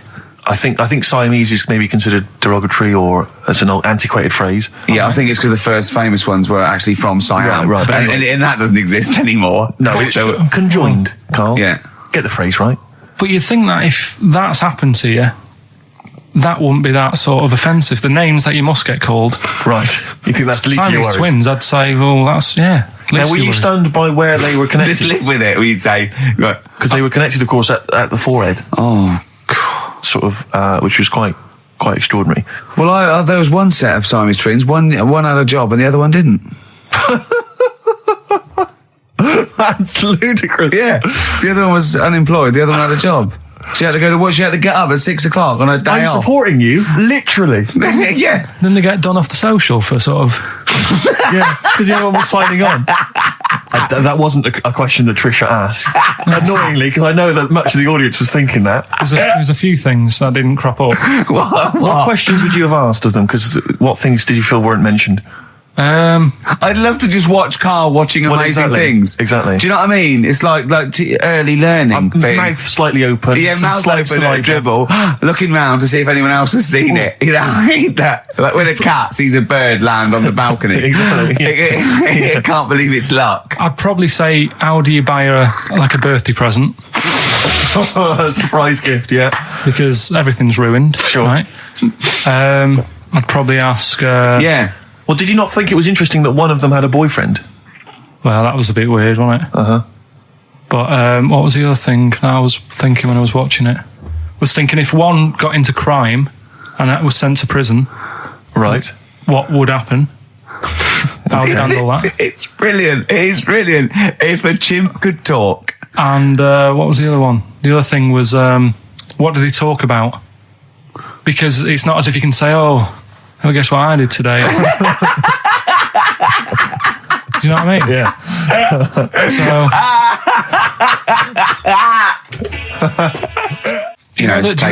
The really weird thing about all this, right? And it's annoying because you were saying about, what should have Trisha have asked and all that. Yeah. But one of them mentioned that one of them was adopted and the other one wasn't. Don't talk rubbish. No, seriously. I didn't understand it, right? Of course you didn't. And then Trisha sort of said, well, let's have a chat. And they were like, no, I don't want to go into that. What do you mean one was adopted? That's what he said. One of them... don't quiz me on it, but that's what was said. Hello there, I'm a multi-millionaire. And I've just seen your orphanage. I'd love to adopt one of your children. You'd like to adopt one? I'd love to adopt a children, because I've got loads from around the world, so I'd love to adopt one. I'd give you $10,000 towards your orphanage. We'll speed it through then, yeah. Okay. We've actually got 2 left. I only need one. I'm only interested in one. Yeah, I don't need any more. Don't need any more. They're sisters. I know it would be tragedy to break them up, but I really only need one. Now break it up. There's the rub. You see. Sure. You just need the one. It's $10,000 now. You can have that. I'll sign it now. But I don't want to discuss it further. I'll bring you around. Brilliant. Okay. Ding dong. Hi. Yeah. Brilliant. You brought my kid round. Yeah. There she is. There. That's a joy. Yeah. Okay. Just standing next to a bush. Yeah. Do you want to? Can you bring her out? No. There's nothing behind the bush. So you just want. I just want to be able to walk 360 degrees round her. Do you want her or not? Yes. I can't believe it. What's that little trolley? She's talented. Oh dear. You're talking nonsense, Carl. Well, whatever. I'm a little bit concerned about your toilet discussion. Well, what exactly is your point again? I was just a bit bemused. You see, it's a tricky one. All I'm saying is, right, there was at the pub quiz, I go to the toilet, not thinking about anything. I try to go, right, there's a little gay fella next to me. I love this little gay fella. Now, the weird thing is, there's nothing stopping him having a little glance, right? Because he's allowed in the fella's toilet. Yeah. Now, I'm not allowed to go into the woman's toilet and have a little look round. Right. So all I'm saying is, should they have another toilet area? What, for gay people? Yeah. And so this would be gay men and lesbians? Is that going to complicate things? Well, I mean, I can only assume. I mean, to what point? I'll ask you a question, right? If you're intimidated, that's a shame. But most gay men aren't looking at your knob. You know that. What do you mean? I can only say that 99.9% of gay men who use a urinal standing next to what they assume is a heterosexual man aren't looking at his knob. What are they doing then? They're emptying their bladder. No, but the thing is, I can't talk politics, Carl. You're saying, like, about would you have one toilet for lesbian women and gay fellas, right? What does that mean? Yeah, would it be mixed? Would it just be? Well, would it have a man on one? That's picture man. A little picture of a woman on the other, and then what? What would the little icon be? A man and a woman. A man and a woman. Just having a chat. Yeah. In pink and Doc But Martens. you couldn't mix them, because then what would happen is you'd get people who are going, oh, I'll play up to this a bit, What, pretend to be gay? and sort of grow a moustache and shave their head. And pretend to be a lesbian. Right. Yeah. So, I see. So, people pretending to be gay so they could go in and have a look at the lesbians. Yeah. Right. So that would mean that we need 4 cubicles now, would we? Yeah, no, this is fine. 4 cubicles. So every pub How now... many toilets do we need at Every the pub's moment? now got 4 toilets. Oh, Carl, bisexuals. Yeah. Now, interesting. Bisexuals. How many toilets do we need now? Call the council. Do you use any? Huh? No. No, because they're interested in everything, aren't they? Because the little bisexual fella will be looking at your knob. Right. With them, Yeah. what you do, you just have a door. You open it, and there's one urinal there, so you can't get a queue. They have to sort of wait. I just thought that, well, why can't there just be a thing between the urinals so no one can look at anyone else's knob? Wait a minute. Just to go back to Ricky's point, what stops, even if we've got the toilet for gay men, what stops the gay men who want to have a look at your willy going in the regular toilet and pretending that they're straight? Most men don't Who's gonna police this? wear gay across their No, head. exactly. They don't have a tattoo. There's no branding yet in the British House where they have to declare. So we're going to have to expand this. What So we've do all you- got to carry identity Do you know cards. you can see a gay, can you? Coming a mile off. No? No, I'll just hold it in next time. No. Can you tell gay men? Do you know a gay man? I'd say probably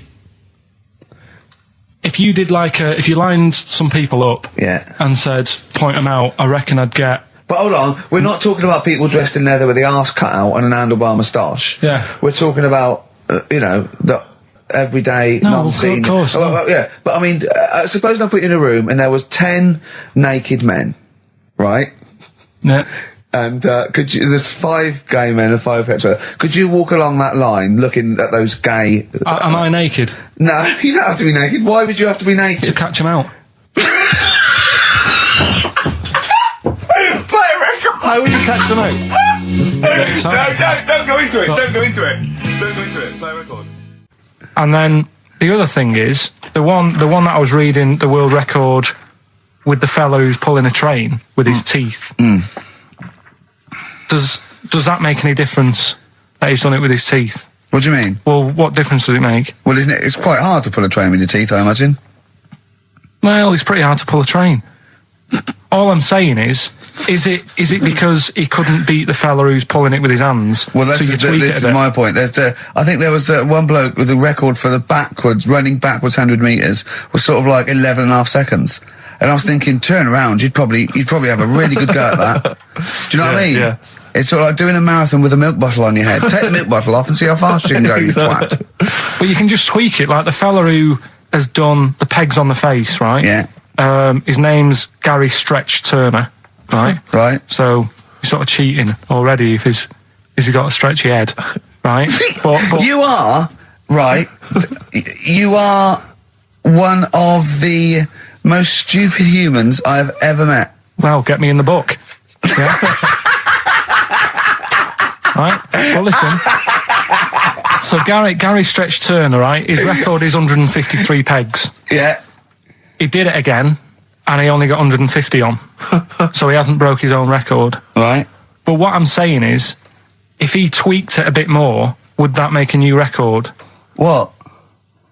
Well, if he said, I've got 150 pegs on, but at the same time as eating a burger. I see what you mean, yeah. He'd be the world record breaker for pegs and eating burgers at the same time. Yeah, just change it a bit. If you know you're not going to make it, just do something else. I'm assuming the rules are set at the beginning, Carl. That's it. That's where they say, right, you're just going to do the pegs thing. You're not going to introduce burgers halfway through, are you? Definitely not.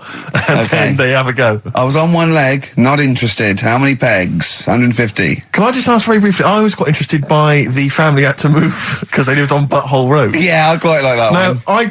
I don't know if I've told you before, Rick, where I used to live. I'm not going to tell you the name of the street that I used to live on, not on air, because my parents still live there and I don't want, Right. But I'm going to write it for you now. This is the genuine name of the street I used to live on. Just imagine when you're at school. Yeah. And like in class, for instance, in French, you've got to say you've got to answer where you live. Yeah. J'habite, wherever. Yeah. That's the name. This is actually the name of the street we lived on. No, it's I not. swear to God. That is... Absolute right. I could phone my father now and he could confirm that for Well, you. no, I swear because he doesn't want to God. And I tell you that. But listen, do you know what worries me? It's the apostrophe S. I know. Because that's blatant. Yes. Amazing, isn't it? That is incredible. Imagine how embarrassing So that if was. I look that up in the You Bristol... will find that in the Bristol A to Z. I swear to God. That is really... Why have you never told me that before? I can't believe I haven't. That's I'm still incredible. embarrassed now.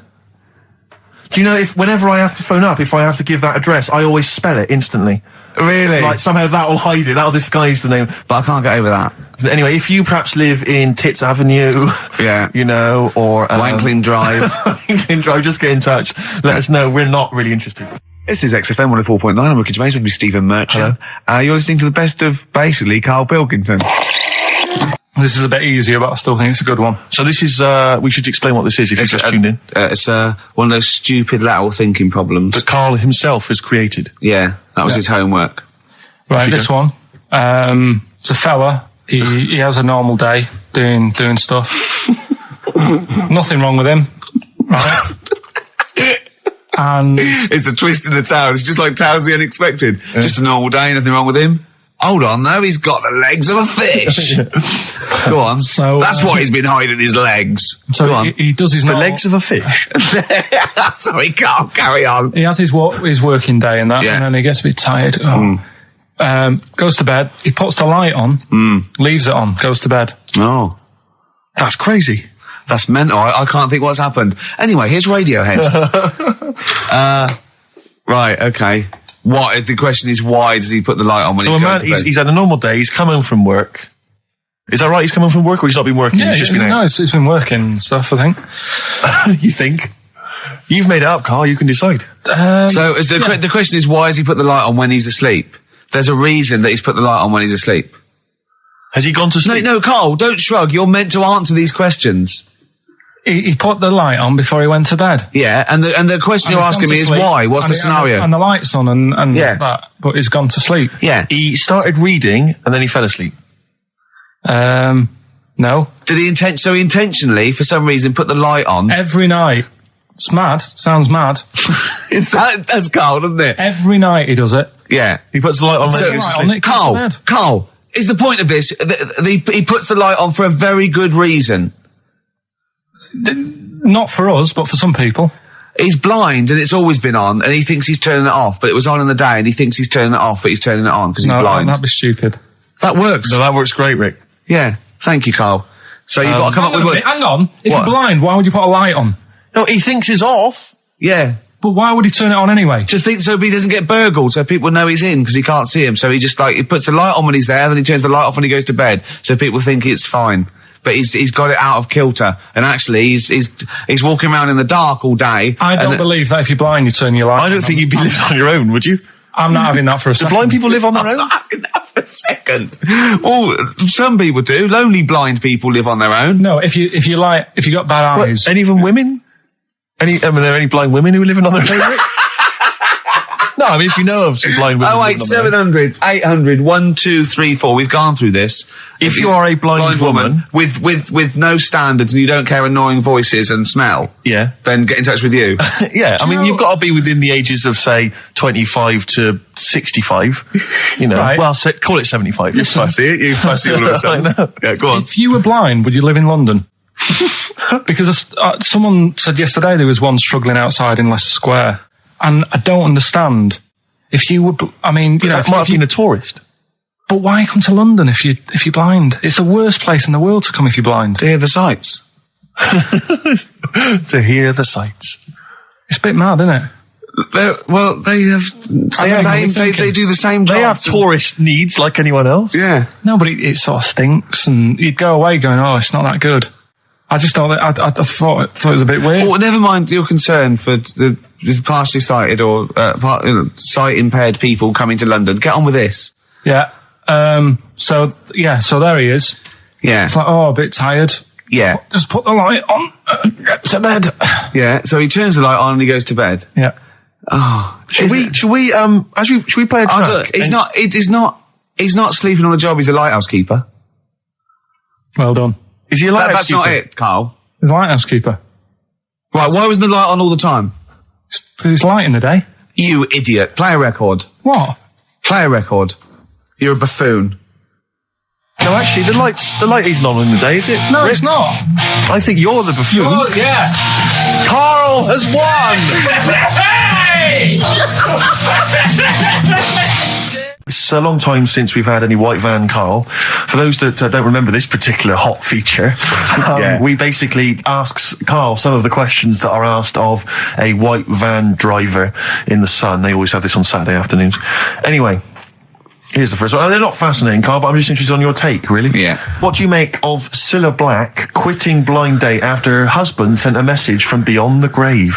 Are you familiar with this story? I didn't know that. What's that? She went to see a medium, and supposedly her husband passed on information through the medium, which was incredibly vague, but persuaded her to quit live on air. Well, it's about time, isn't it? If even dead people are saying enough's enough. But I'll tell you what, though, talking about ghosts and that, do you know how I'm into them? Yeah. Right? How weird do you think this is, right? Well, it's not true. Before you say it, play a record. No, go on. Go on. Right, it's this woman. I don't even know if it's ghost, really. It's just a bit weird. Sure. Yeah, sure. There's this woman, and she's not a woman, she's a kid. Sure. Okay.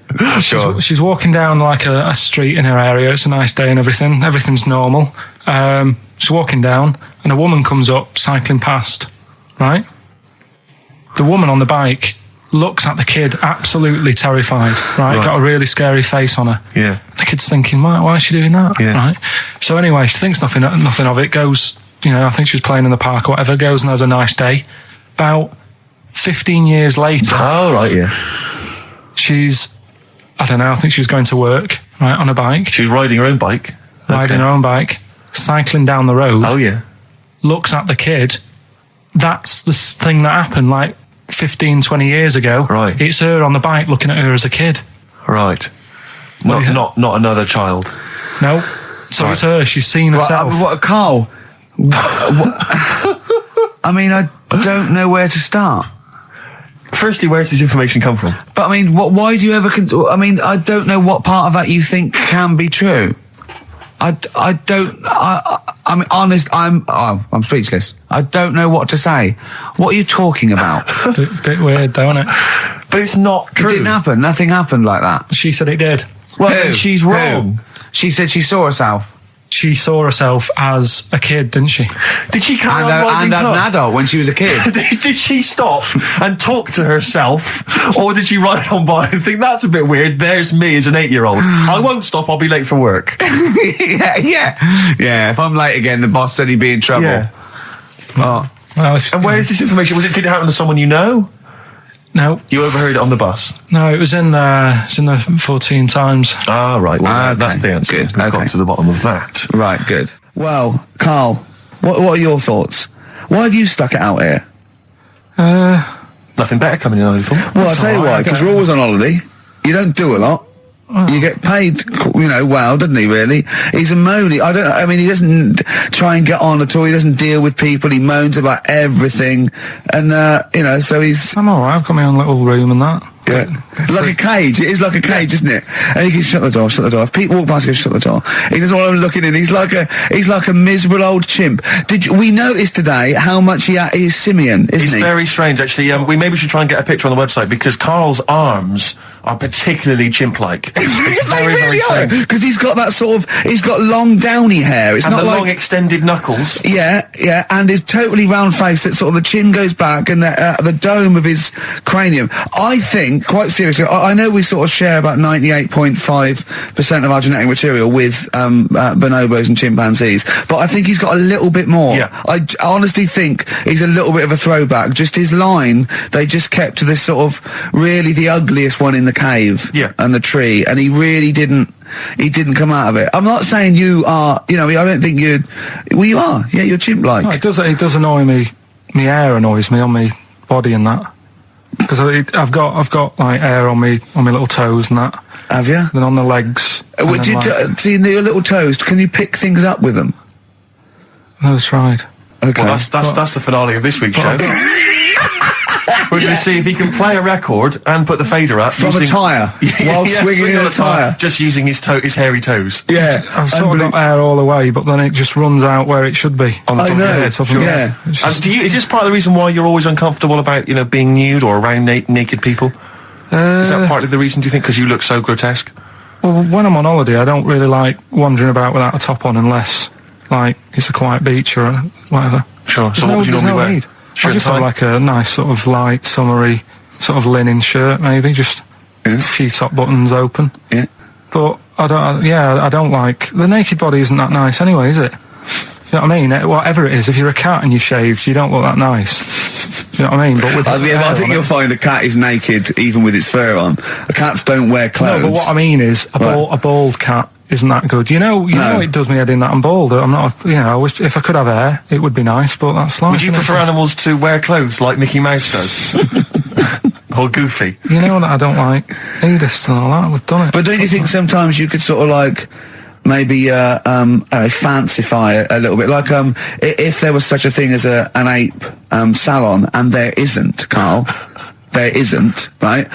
Would you give a orangutan a trim, maybe sort of his hair? Because some of those look like they're going bald, but they've got a comb over, don't they? Just have a shave. When it's like that. That's what I did. Just take it back. And the underarms as well. Yeah, they've really got a lot of underarm hair. Even the women ones. Really? Yeah. That's disgusting. I know. I don't know. I don't even know where they breed. I don't know how they laid some of those horrible old hairy ginger orangutans. Yeah, they are particularly grim, some of those. I know, yeah. The big ones. I know. Ginger ones. Yeah. They can't be happy, can they? What is that? Where did that happen, the ginger thing? Why do people give them, hard time and that? Well, you just gave them a hard time then, so why did you do it? You were just buying in, were you, to people do sort of give... I don't understand why, but ginger people get quite a bit of stick, and I've never understood it. No, well, it's just, I don't know why. They do, though, don't they? I don't know, it might be historical, it might have been because... I'm sure they don't everywhere in the world. I'm sure it's probably... Oh, they are. They're always... I've said to you about even, ginger cats, they're always fat, because they're sort of sick of it, probably. Play a record! Wait. Ginger cats, what do you mean? When you see a ginger cat... They've been eating, because they're upset, they've been bullied. You never see, a thin, happy ginger cat running about. It's always overweight and looking a bit fed up. It's just a good point, isn't it? I wouldn't say it's a good point, Carl. It's a point.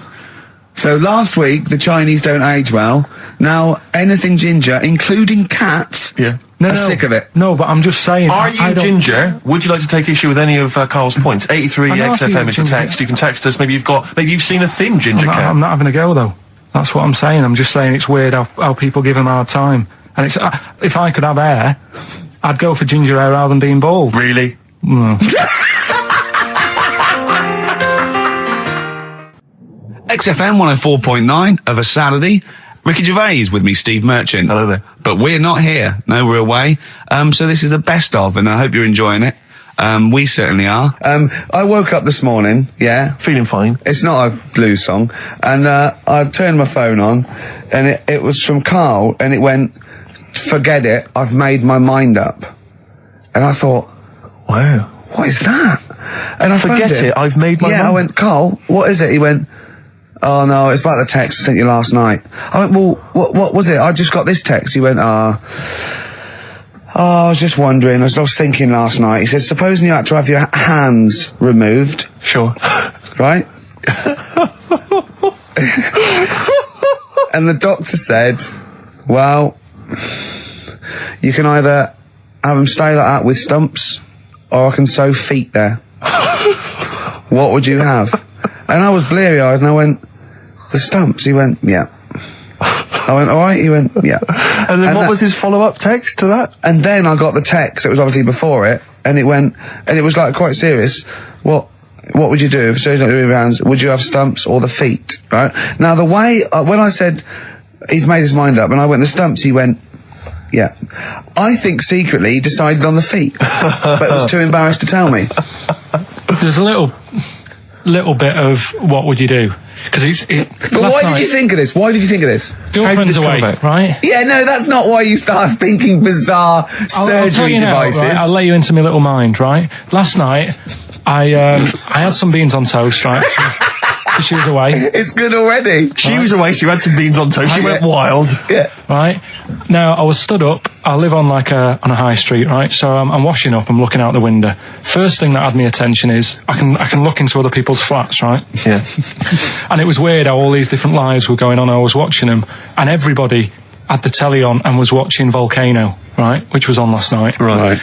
And I thought, that's weird, right? I can see them all watching it. And it was like a little Chinese lad who was dancing around in some underpants. Yeah. And then there's a little old woman who lives downstairs who was reading a book, and she's always reading a book every night. And it's like, I have a better life than her. And then there's like some sort of bouncer who's always getting ready to go out late at night with all the black on. He looks like a bouncer. So I was watching all this life going on. I thought, did you witness a murder while you were doing this? Yeah. It was like that sort of Sliver film where that bloke had loads of tellies watching people's lives. So that was going on in my mind. And then I was washing up, and I picked up the plate, and I thought, it's amazing, isn't it? The human body, the way you can just sort of, I want to pick that up, and you do. Yeah. And the way your hands work, right? Yeah. You've got 5 little digits, but it's just the right amount to do to do what you've got to do, right? So I'm cleaning the plate. Sorry, Carl. Stop. It's just the right amount. Might be one of the most genius things I've ever heard said. I would love David Attenborough to phone you up and say, Carl, how do I word this about the evolution of the mammalian front limb? Just go, we'll just say it's the right amount. But it is. One of course extra it would is. get in the way. Yeah. And one less would just make it that little bit more tricky when picking up a bit of a slippery dish. Sure, or buying gloves. Yeah. A slippery dish. Couple of emails. Monkey Matt's emailed us.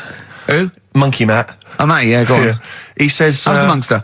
He's all right. He says, Carl has missed a cracking headline from The Sport. Hide-and-seek champion found dead in cupboard. I hope it's real. I don't know if it is. I doubt it. Just looking through some of the news stories that Carl did make it into Carl's news roundup. Yeah. This one you might be interested in. Headline, woman says partner ran off to become vampire. Yeah. And it says a young mother says her partner has dumped her to become a vampire. Rebecca Roberts from Somerset says Matthew Barrett fell for a blood-worshipping woman in a US cult. The 23-year-old mother says he began shaving all his body hair, dressed in black, and used Rebecca's lipstick to redden his eyes. Rebecca caught him performing weird blood rituals in front of his computer at night, cutting himself to prove commitment. She said, I thought it was just a hobby. Everyone's got a right to one. I was pleased he'd found an interest. Brilliant. This is apparently from The Sun. Apparently he's left. He's gone to America. He's living in this Ohio-based cult. But it's the last bit where she's been asked whether or not, if he came back, would she take him back? Sure. And this is where I wonder if the journalist, you know how journalists are supposed to just report the news, be objective. Yeah. I wonder if maybe the journalist here has maybe had some interference. Made the quote better for them than go on. Because it says, I never thought this would take over his life. Now, if he came back, I'd say fangs, but no fangs. Oh dear! I can't believe. Imagine you're the woman, Rick. Okay. And I've come round. You're the to you. journalist. I'm the journalist, and I've come in and I've said, okay, I read about this. All I have to do is not say that thing. You've Okay. come. I understand you're obviously quite upset. Your husband's gone gutted. off. If he came back, would you take him back? Definitely not. Right. What would you say to him then if he came back? Just get lost. Right, but I'm really pissed off with you. Would you perhaps say something a bit more pithy? Not in this situation, no. You're upset? He cuts himself, he drinks blood, he's left me. Sod off. I'm not interested, mate. Because I tell you what. Go on. I mean, I like what you said there, but I wonder if we could condense that a bit more. If he came back, would you say... Go away. Would you ever say something like, thanks, but no thanks? No, because it makes it flippant, because I'm really angry. I know you're annoyed. And I'm upset, so I wouldn't say... I certainly wouldn't say thanks. I might say no thanks. But what if you sort of said it like aggressively, like you were giving him the finger, thanks, but no thanks? Like you didn't really mean sort it. of sarcastically? Sarcastically, would you possibly say I might say thanks, but no thanks, and that'll be it. And that's and I'd leave it there. I'd never change that. Sure. I'd never change those words. Can I ask you a question? Go on. Do you like puns? Hate them. Right. I don't like It's Countdown. I don't like QI. I don't like any of those posh Cambridge, Oxford types. I hate puns. If you had to say thanks but no thanks in the form of a pun, what would you maybe say? I wouldn't. I never would. Right. I'd say thanks but no thanks. I would. I mean, I feel embarrassed that I'd even say that because I don't think I would even say thanks but no thanks. Okay. But if I did go that far, I'd leave it there. Sure. So, have you ever noticed, as I have, go on, the similarity between the word thanks and fangs. Not really. It's very similar. Not Fangs, really. fangs, F-T-H, there's a K. Fangs very much. G, it's A and S. Well, the A, the N and the S, but that's about it. Would you agree it sounds marginally similar? Yeah, Is it possible you might one day say fangs but no fangs? I wouldn't know. Right. I could put that though, could I? But don't say I said it. Right. I mean, yeah. Fangs but no fangs. Yeah. This is the thing, just if you ever read an article in The Sun, The Mirror, anything, do not believe it. Really seriously question and query it, because if it ends with fangs, no fangs. If it ends with a pun, almost certainly they never said it. Okay, it's not his fault. Let me have It's Not His Fault. You've got to save this. This has got to teach me something. It'll be an interesting story. Right, it's not his fault. This fella... what year? Ages ago? Olden times? I'd say in the 70s. Okay. Would you? Any evidence for that? And does he wear flares in the story? Right, is that your reason? No, it's a bit like Yuri Geller, this fella, right? Where he's electric. He's electric. And if he walks past the telly would fizz. If he walked past the radio, it all goes like that. Ooh. His hair stuck up all the time. And he'd be having a bath and everything would be all right, and then the power would sort of switch on in his body, and the electric in his body made him jump out of the bath. So... What do you mean, so? What is that so? What does that so mean? You've given us nothing. You've given us nothing. You'd have to at least give us the scientific explanation. Yeah. Electric eels have 400 volts in them. Oh, is this the running away again? What was that one called? Yeah, but it's not his fault. But there's a reason. Not his fault. It's not his fault. I thought it was going to be something about. I think we should do these the other way round. I think you should tell us the story and then we'll hear the pun. It's not his fault. It's not his fault. Right, let's leave it. Play a tune. Educating Ricky.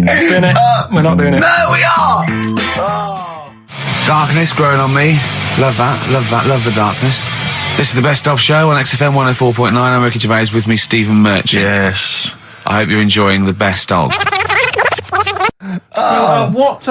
What exactly is there then? Is it just a kind of moon-like kind of surround with just kind of dust and rock? That's exactly what you see. I was there when the Mars thing went wrong. Yeah. I would have just sent a camera crew there, filmed a bit of that, right? And say, here we are, this is it. Ignore the little coffee shop in the background. Right? This is Mars, because that's where it's like just loads of dust. Holes everywhere. Tidy it up. Little round-headed aliens complaining, whinging, just like Mars. Yeah. So is there any? What's the best bit about the holiday? Come on, pretend you're Judith Chalmers. I have been doing. I would have done all. I would have said that. Don't bother. Right. I mean, the hotel was good. Yeah. That was all right. What was that like? It's all right. Just clean. That's all you want, isn't it? See, that's not quite what Judith Chalmers does. She doesn't go, what's the hotel like? All right, yeah, clean, isn't it? All right. What was it like? What was it? 3-star, 4-star? Did it have a swimming pool? What was the room like? Yeah, had a swimming pool and that. Yeah. Yeah, it's good. I think it was one of the better ones on the island. Okay. Nightlife? Wasn't really. And there was a bar. There was some bands playing. Yeah. Not very good. Food got a bit boring. Yeah. It was always the same food every night, but they sort of themed it and made out as if it was different. So, like, on Mexican night, it'd be chicken with a nacho on it. Right. And Chinese night, sort of chicken with a little prawn cracker on it and stuff. Sure. But that got a bit boring. That's me just turning on my phone, because I want to read to you a text that I got from Karl. I think you sort of sum up the holiday in this text, don't you? Do you remember it? I can't remember. Let's have a look. Let's have a little look. Instantly, what did Suzanne, your girlfriend, make of it? Similar view to you? That they should fill in the holes? Yeah, it's just that thing, you see, I went on a coach trip, right? And you go and see the volcanoes. Like I say, there's 36 of them. Yeah. Which, how many do you need? And when we're on the coach going round all these volcanoes, the fella on the front's going and look out your left window at the moment, and there's a volcano. And if you quickly look out at the right-hand side there, there's another one. Right. And on the left, he's just like, all right, we've seen it. Sure. Do you know what I mean? Yeah. And that trip, we'll talk about that trip in a bit. Right, this is the text I got from Karl, right? All right. Been up to a volcano. been in some dead artist's house who built his house in the lava. They said they would show me science with volcanoes, but all they did was chuck some water in a hole and it shot up in the air. No dwarves in the canteen, no Scousers here, but there is a Swede woman with a big head. She looks effing gormless with a cap on. Alright? So a little reference there to... A Swede woman? What's that mean? Do you mean Swedish? Yeah.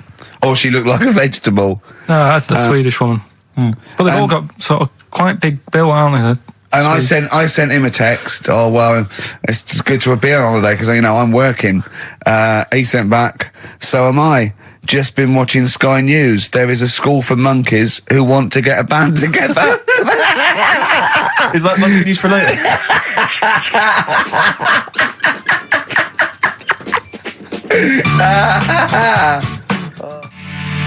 Oh My Corazon by Tim Burgess. I can't get enough of that. I love that chorus on XFM 104.9. Ricky Gervais, Steve Merchant and little Karl Pilkington. But it was a nice holiday. Yeah, it's all right. It's just, I went there to relax and that. Exactly. Did a little bit of that. Trying to think of some new, features and stuff. Sure, always working. 3 holidays a year, Jesus. Oh, not really 3. Oh, 2. It's all holidays, really. one big sort of like work thing to me and Steve. 2 holidays, isn't it? Work hard, you need the holidays. So, yeah, the things that annoyed me was like, you get bored, sat around the pool after a couple of days. I'd read my book. Yeah. There wasn't much going on the Not even any crabs to throw sand at, was there? No crabs or anything. They wouldn't bother with Lanzarote, right? So decided to go on a little trip. That's when I saw the volcanoes and that, 36 of them. So we go on the trip, and the thing that annoys me, it does happen every holiday that you go on. If you go on a sort of a package thing, they have these trips, right? And you pay about 40 odd quid, and they give you some wine, so it make it feel like you're getting your money's worth. But how many of these trips have you been on then? Loads.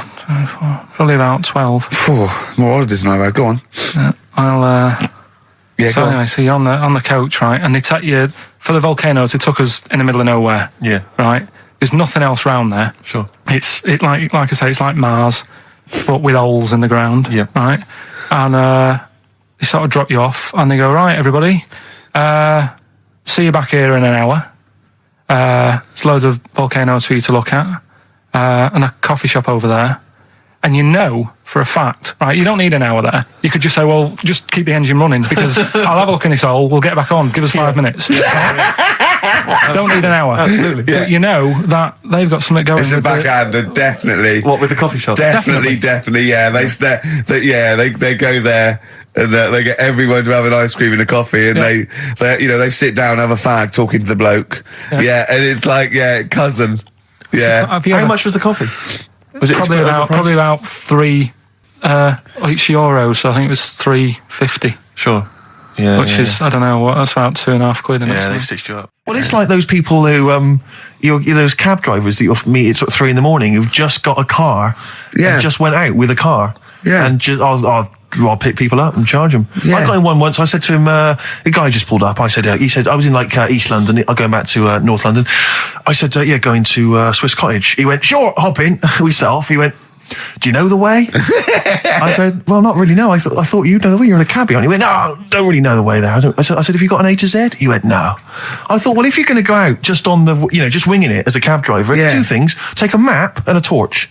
He didn't have either. He said, well, I'll probably get to Camden. I said, right, I'll direct you from there. Drove on for about 5 minutes, making conversation. About 5 minutes later, he went, do you know the way to Camden? I thought you knew the way to Camden. I don't really know the way. I thought you did. Oh. It was let me out. 4 quid. Exactly. And that's, I don't know who's got that sort of time on their hands that they just think it's 3 in the morning. I'm at a loose end. I think I'll go out doing a bit of cabbing. Wow. Yeah. Because your dad was a cabbie, wasn't he? Yeah, he was. Yeah, couldn't stand it, but it's good money. He was he wasn't like a chancer though. What was he doing when he put that little Forrest Gump in a weedy bin? That was part of the cab company thing. They had to do like a charity event once a year, and he did it one year. Never asked him again.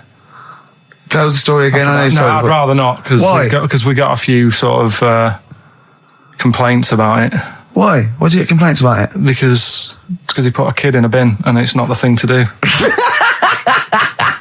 So, but we could use it as a sort of sobering lesson for people. Yeah, tell it like a, you shouldn't do it. No, yeah, but that's how I did it last time. But people still didn't like it. All the stuff I tell you, we don't take the mickey out of people on purpose. No. It's real life, innit? And that goes on in life. Yeah, My dad was saying that in hospital though. Do you know how he was in hospital? Yeah. He did some jokes about old people and that, and he said at the end of the day, if something makes you laugh, it's funny, and if it makes you laugh, you can't help laughing, can you? Do you know what I mean? So, what are you meant to do? And laughing's good for you. Yeah. So, but being laughed at isn't as good for you, is it? No, but there's probably more people laughing at one person. So if you balance it out, there's only one person who's upset and there's a bunch of people laughing. So it's genius. Give me an example of that. Give me an example. Well, for instance, Karl Pilkington as he talks and the people listening. Yeah. No, give me an example of I can't because again, that's what I'm saying. I can't tell you the story because there might be someone out there who this person might even be listening and think, I forgot about that and you brought it all back to me. So I'd prefer to leave it, but I think people know. Why did he put him in the bin in the first place? Because he was getting out of hand. What was he doing though? You see, I can't explain. You can, don't be silly. I prefer to leave it, honestly. What was he doing? Was he annoying him? He was annoying my dad and the other people in the cab. Right. And he thought, how can I deal with this before it gets too out of hand? Yeah. He pulled over and put the lad in a wheelie bin. I'm going to burst. So we'll leave that. So then I was thinking, imagine like going to the doctors and he's saying, yeah, everything's all right, your heart's good and everything, but your art's good. What, your Larry's or your heart, you're in good form and whatever. Sure. Yeah, it's good news. I had Giano in earlier. He's not looking good. Fat swaller. But you're all right. But your hands need to come off. Right. Blimey. But that's bad. Like, I get a second opinion initially. But I better good news, I've got a nice pair of feet I can sort you out with. Yeah. And he puts them on, and then I was thinking, right, first of all, washing up, what would that be like? But Steve, that'd be tricky. Yeah. And then the second thing was, it'd probably ruin the sort of the shape of your jumper. Because you have to keep putting the feet through there. Yeah. And then I thought, but I could still cycle in. Okay. To work. You could run in. Well, that's the thing. You'd be really fast. Well, that's what I was thinking. I thought I could still cycle because I could balance, and then I thought, but the only thing is I probably couldn't pull the brakes. Because of the little short things. Yeah. And then, like you, I thought, but then again, you're running in half the time. So that's what was going on in last night. Right. That's what I was thinking about. Sure. Did you? How long did this take? Well, how long does it take to wash up? Right, because I imagine you just being there for like all night. Probably 25 minutes. How long did the little Chinese fella dance for in his pants? He's always doing it. Last night he was at it for like 10 minutes. And his girlfriend never sits in the same room as him. She's always sat in the bedroom. She's going, you dance in pants again, I go in next door. Well, she was in the bedroom. She's always in the bedroom, sat on the floor, on the mobile phone. Right. All the time, yeah. It's weird how people's lives are just like, it is like that Groundhog Day thing. It's like, he's jumping about in his underpants. The old woman's sat there reading a book. Yeah. And that's what got me thinking about my life. Do you think she ever goes... Are you sure she's not dead? Every time you look down there, she's just flicking through it. She's just reading this book. The pages never turn. She never seems to finish it. She never moves from her chair. Are you sure the Chinese girl's cats going? Are dead around her. I'm going into next door again. That little round-headed fella's looking in. He's looking in at me. The bouncer goes, "Don't worry, love. I'll go and beat him up." But he's always getting ready. That's true. They see you staring at him, washing up, going, "I could have feet here," and they get scared. The old woman's dead. Oh, Carl, can you tell us roughly which neighbourhood you live in, so that we know? It's central. Central, is it? Yeah. Wow, imagine if that little... Was he a Chinese fella, did you say? Yeah. Imagine if he was listening now. I'd love him to call in and explain his actions. Well, he might be on some other radio station talking about a lad who's always washing up and looking at his hands in a mysterious way. But do we have this doctor that would go, "Well, all right, Carl, you can either leave them as stumps or I've got a little pair of feet." Why? I told Jane this, and Jane went, "Is that the only choice? Could I have some dead man's hands?" Have you got any? Where do you get the feet from? Where do you get the feet from? Can I have, what would you rather have then? Human feet or monkey paws? Well, I mean, that wasn't an option last night. That if the doctors said... No, it wasn't an option last night, but don't forget, it's in your head, Carl. This didn't happen. I'm just saying, at the time, that's all the doctor had to offer. But, you know, it's your head. You can go anywhere. No, it wasn't a real doctor to offer. It's in your head. You can go anywhere. You're not trapped. Yeah, but if you can do anything, then you'd say we'll sort us out some other hands. Fair point. That's fair record. We gotta come back to this.